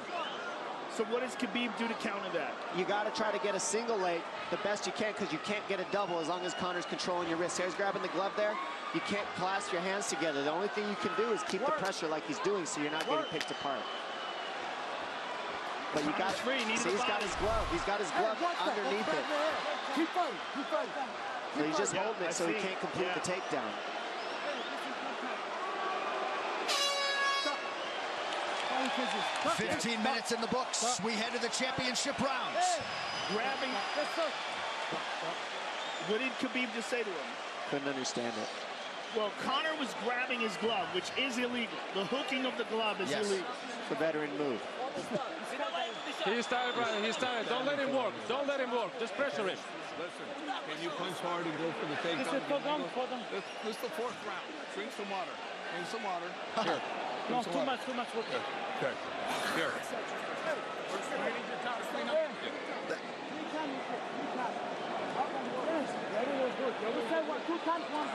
Hey, he shouldn't be talking. I want him. Put his mouth, please. He's got it. Give me a little bit more push.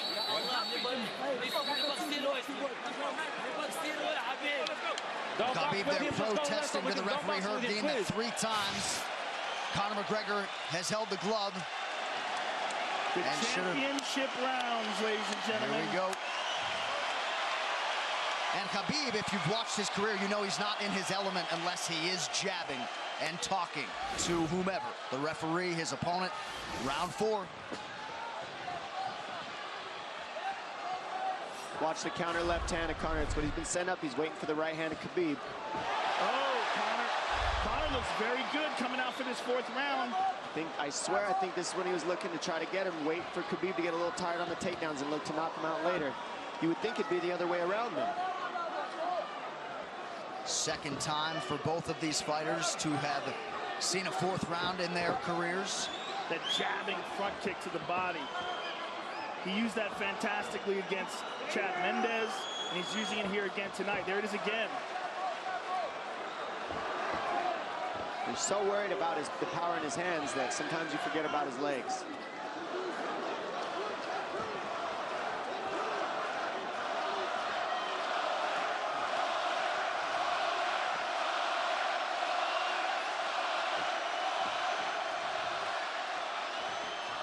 Good entry by Nurmagomedov. McGregor trying to use the fence to his advantage. And he gets tripped right down. Too good.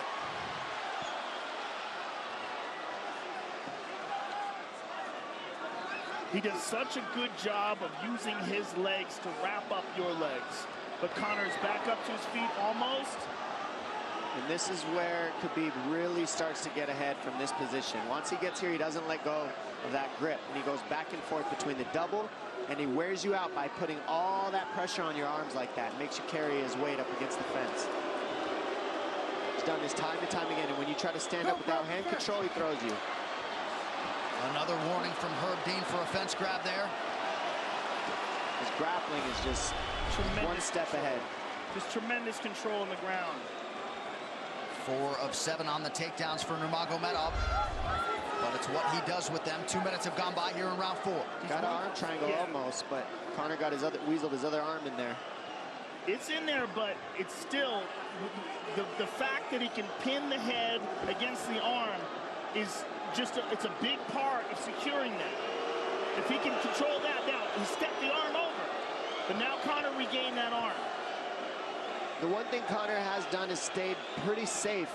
He just getting controlled very badly is the only difference. Good hip escape there by Conor. Needs to keep going if he has the energy. But again, Khabib uses those legs to tie his legs up. I mean, it's a big part of his grappling. It's not just grappling with his arms, but utilizing his legs for control. Big left hands from Nurmagomedov. Again, full mount, back mount. There's the choke. He's got it, it's under the neck. There it is. Nope, it's on the chin. There's the tap. Still undisputed. Khabib Nurmagomedov has finished Conor McGregor tonight. Look at him. Look at him screaming at the corner. He's screaming at Dylan Dennis, Conor McGregor's jiu-jitsu coach. Look at him. Oh, and now Khabib jumps the fence. No. Whoa! No! And he's going right at Dylan Dennis. Mayhem! Oh, no. Total chaos here. It looks like UFC security has corralled Khabib Nurmagomedov. Well, Khabib wasn't kidding when he said no handshake after the fight. Oh! And now one of Nurmagomedov's teammates throws a right hand at Conor. All hell has broken loose. This is crazy.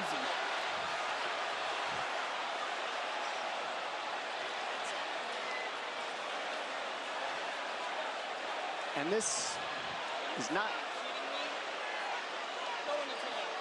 Well, this is not something we're going to like, nothing we're going to condone. It's not something we want to promote. This is not professionalism, but it is the fight game to an extent. This is horrible. It can get nasty. This is the nastiest I've ever seen. Yeah, this is not how you want it to be in this sport. This is not how we want to represent ourselves. Jumping out of the octagon like that and attacking someone in the crowd. And I think... I mean, that is so stupid and so unnecessary and so foolish. After such a spectacular victory. And one of Khabib's teammates, I believe, Zubair Tukhugov, landed a right-hand flush on Conor McGregor in there. This is going to stain an incredible performance for Khabib Nurmagomedov and out of character for him, too. Yeah, this is not the way you want to represent the sport here.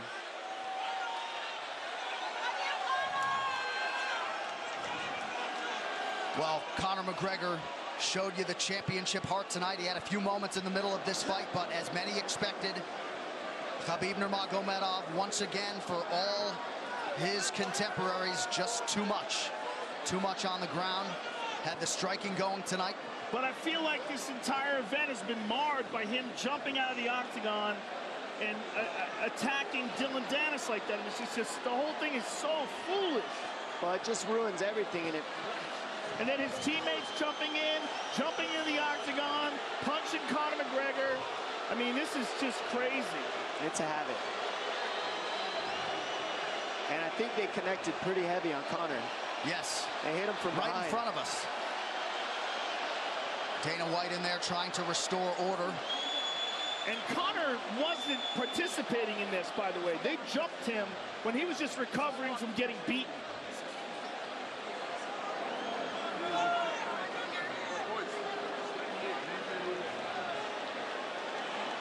Well, hopefully the worst of this is behind us, but drinks are starting to fly a little bit in here.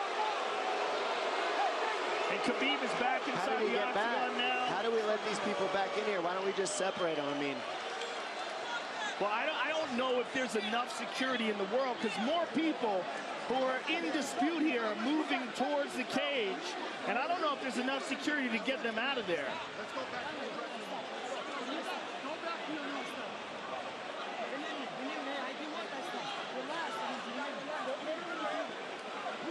Khabib perhaps trying to explain himself here to Dana.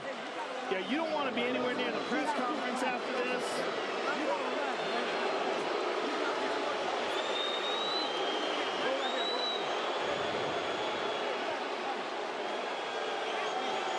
Daniel Cormier in there now, supporting his teammate Khabib Nurmagomedov, Luke Rockhold as well.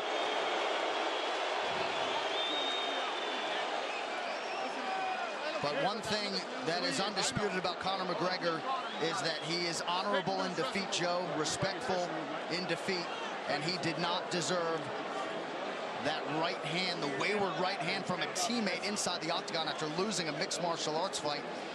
No, that was disgusting. It was two things disgusting. Khabib jumping out of the octagon and attacking Dylan Dennis was foolish. But Khabib's friends jumping into the octagon and attacking Conor, who had no idea that they were there, just jumped on him, was completely cowardly. And just, I know they're friends with him and they got caught up in the moment, but it's so unnecessary, so terrible for the sport, and ruins this moment, which is an incredible moment for Khabib. And we have to get back to it, to that end. This replay brought to you by Nemiroff, bold character since 1872. Well, let's take a look at it here. This is the end of the fight. Khabib takes Conor down. Again, ties up his legs, gets his back, drags him to the ground.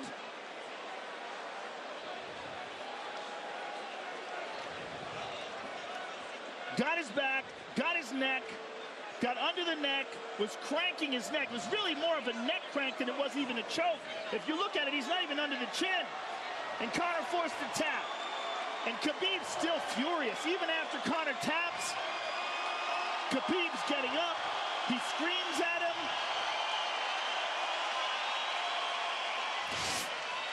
I mean, this is awful. Incredible performance by Khabib. But then to have this afterwards is just so disappointing. Well, and Khabib is such a calculated, well-thought individual that it's going to be interesting to hear from him as to why he exploded in such fashion. He's asking where his belt is now. Mick Maynard, our matchmaker, holding on to the gold, but... You know, and this is not going to end here. This is what's unfortunate. This is going to spill out onto the streets. There's a lot of Russian fans. There's a lot of Irish fans. A lot of alcohol. There's a lot of booze and a lot of chaos. The big picture of this whole thing is you're a champion and you got to carry yourself as one. And now everybody who follows you is going to be instigated by this as well. So, yeah, you're right, Joe. There's going to be fights everywhere tonight. Just when you thought maybe you had seen it all. An amazing night of mixed martial arts competition, somewhat marred here late by the fight after the fight. Dana White's in front of us right now, just disgusted by the whole thing. Saying that Khabib probably won't be fighting again for a long time, and maybe not Conor either. Well, Conor didn't do anything. I mean, Conor lost, but he stayed there and he got attacked. True. Khabib jumped out of the octagon, attacked Dylan Dennis. His friends jump into the octagon and attack Conor. Conor didn't even retaliate. I mean, he got jumped. Yeah, that's what it amounts to. What's crazy is Khabib doing that. He's going to get fined. He's likely going to get suspended. This is awful. It's just not a pretty way to become champion, in my opinion. It's not how I would want it. And just, I can't overstate how out of character it is for the eternally composed Khabib Nurmagomedov, sure. Well, he's a respectful man, and when he's disrespected, he takes it extremely personally. He doesn't think this is just a game. This isn't fun. It's not promotion. For him, this is deeply, deeply personal. It's rooted. It went all the way to families for these two gentlemen, so it's a big deal for both of them. Here's what's going to happen. What's going to happen is, this is what I believe. If I put this belt on you, everybody's going to start throwing shit into the octagon. Are you ready for this? Not other people might get hurt.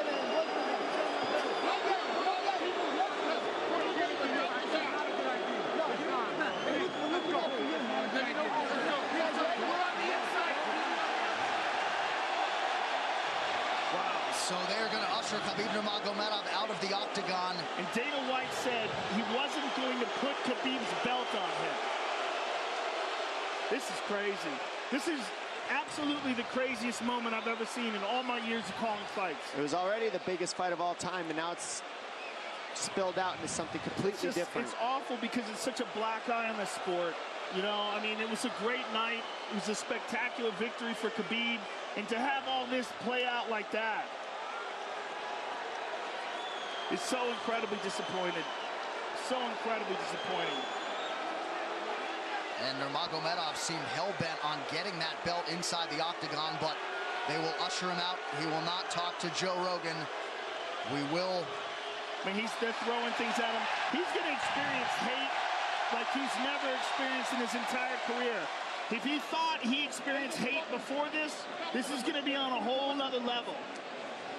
All right, the official decision brought to you by Metro PCS, now Metro by T-Mobile. Discover the smarter way to get unlimited and see what's new on October 8th. One final time tonight. Here is Bruce Buffer.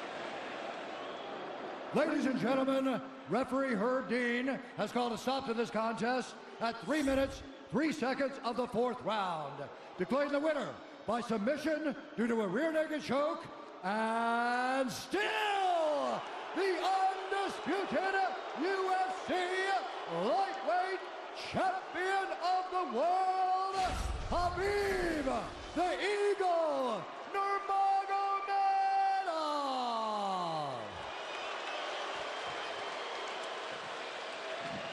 EA Sports UFC 3, get up to 50% off, including exclusive in-game content with the new limited-time UFC 3 Notorious Edition available on Xbox One and PS4 until October 16th.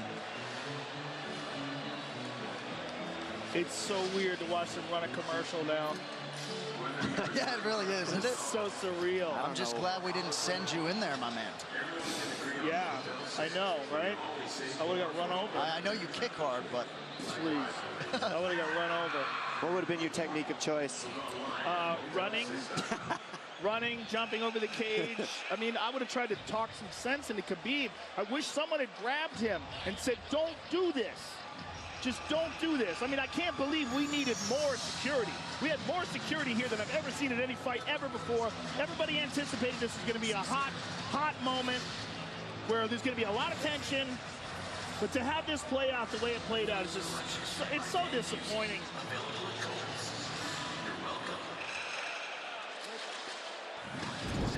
UFC 229, Khabib versus McGregor has been brought to you by Harley-Davidson.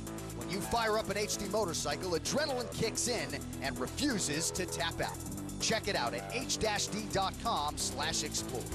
And by Motel 6. When you're ready to tap out, book online at motel6.com. We'll leave the light on for you.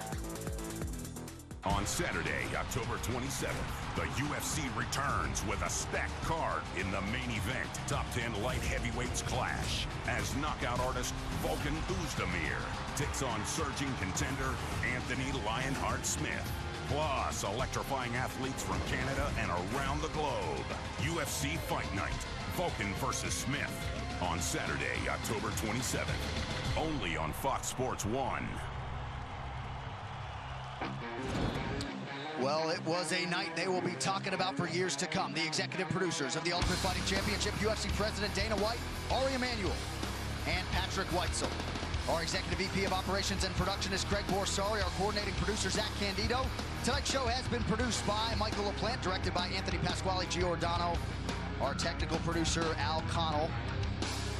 The Black Beast, Derek Lewis, with a rally to stun and knock out Alexander Volkov. And he puts himself firmly in heavyweight title contention. Jaws dropped throughout the arena as the Black Beast makes it 9 wins in his last 10 UFC starts. Big showcase for Dominic Reyes here tonight. And man, did he take advantage of it. Nearly got the finish, but he gets the decision win over Ovince St. Preux to remain undefeated at 10-0. What a co-main event it was. It marked the return of El Cucuy, Tony Ferguson. Showtime Pettis was game as usual, but a broken hand ended things at the end of round 2. El Cucuy's UFC winning streak is now 11. And then it was time for the biggest fight in UFC history. Khabib Nurmagomedov and Conor McGregor. And tonight belonged to Khabib. Eventually he gets the submission and maintains his status as the undisputed UFC lightweight champion. All right, with that, for Joe Rogan, Dominic Cruz, and our outstanding crew, John Anik, saying so long from Las Vegas. We will see you next month from New York City for UFC 230. Until then, good night.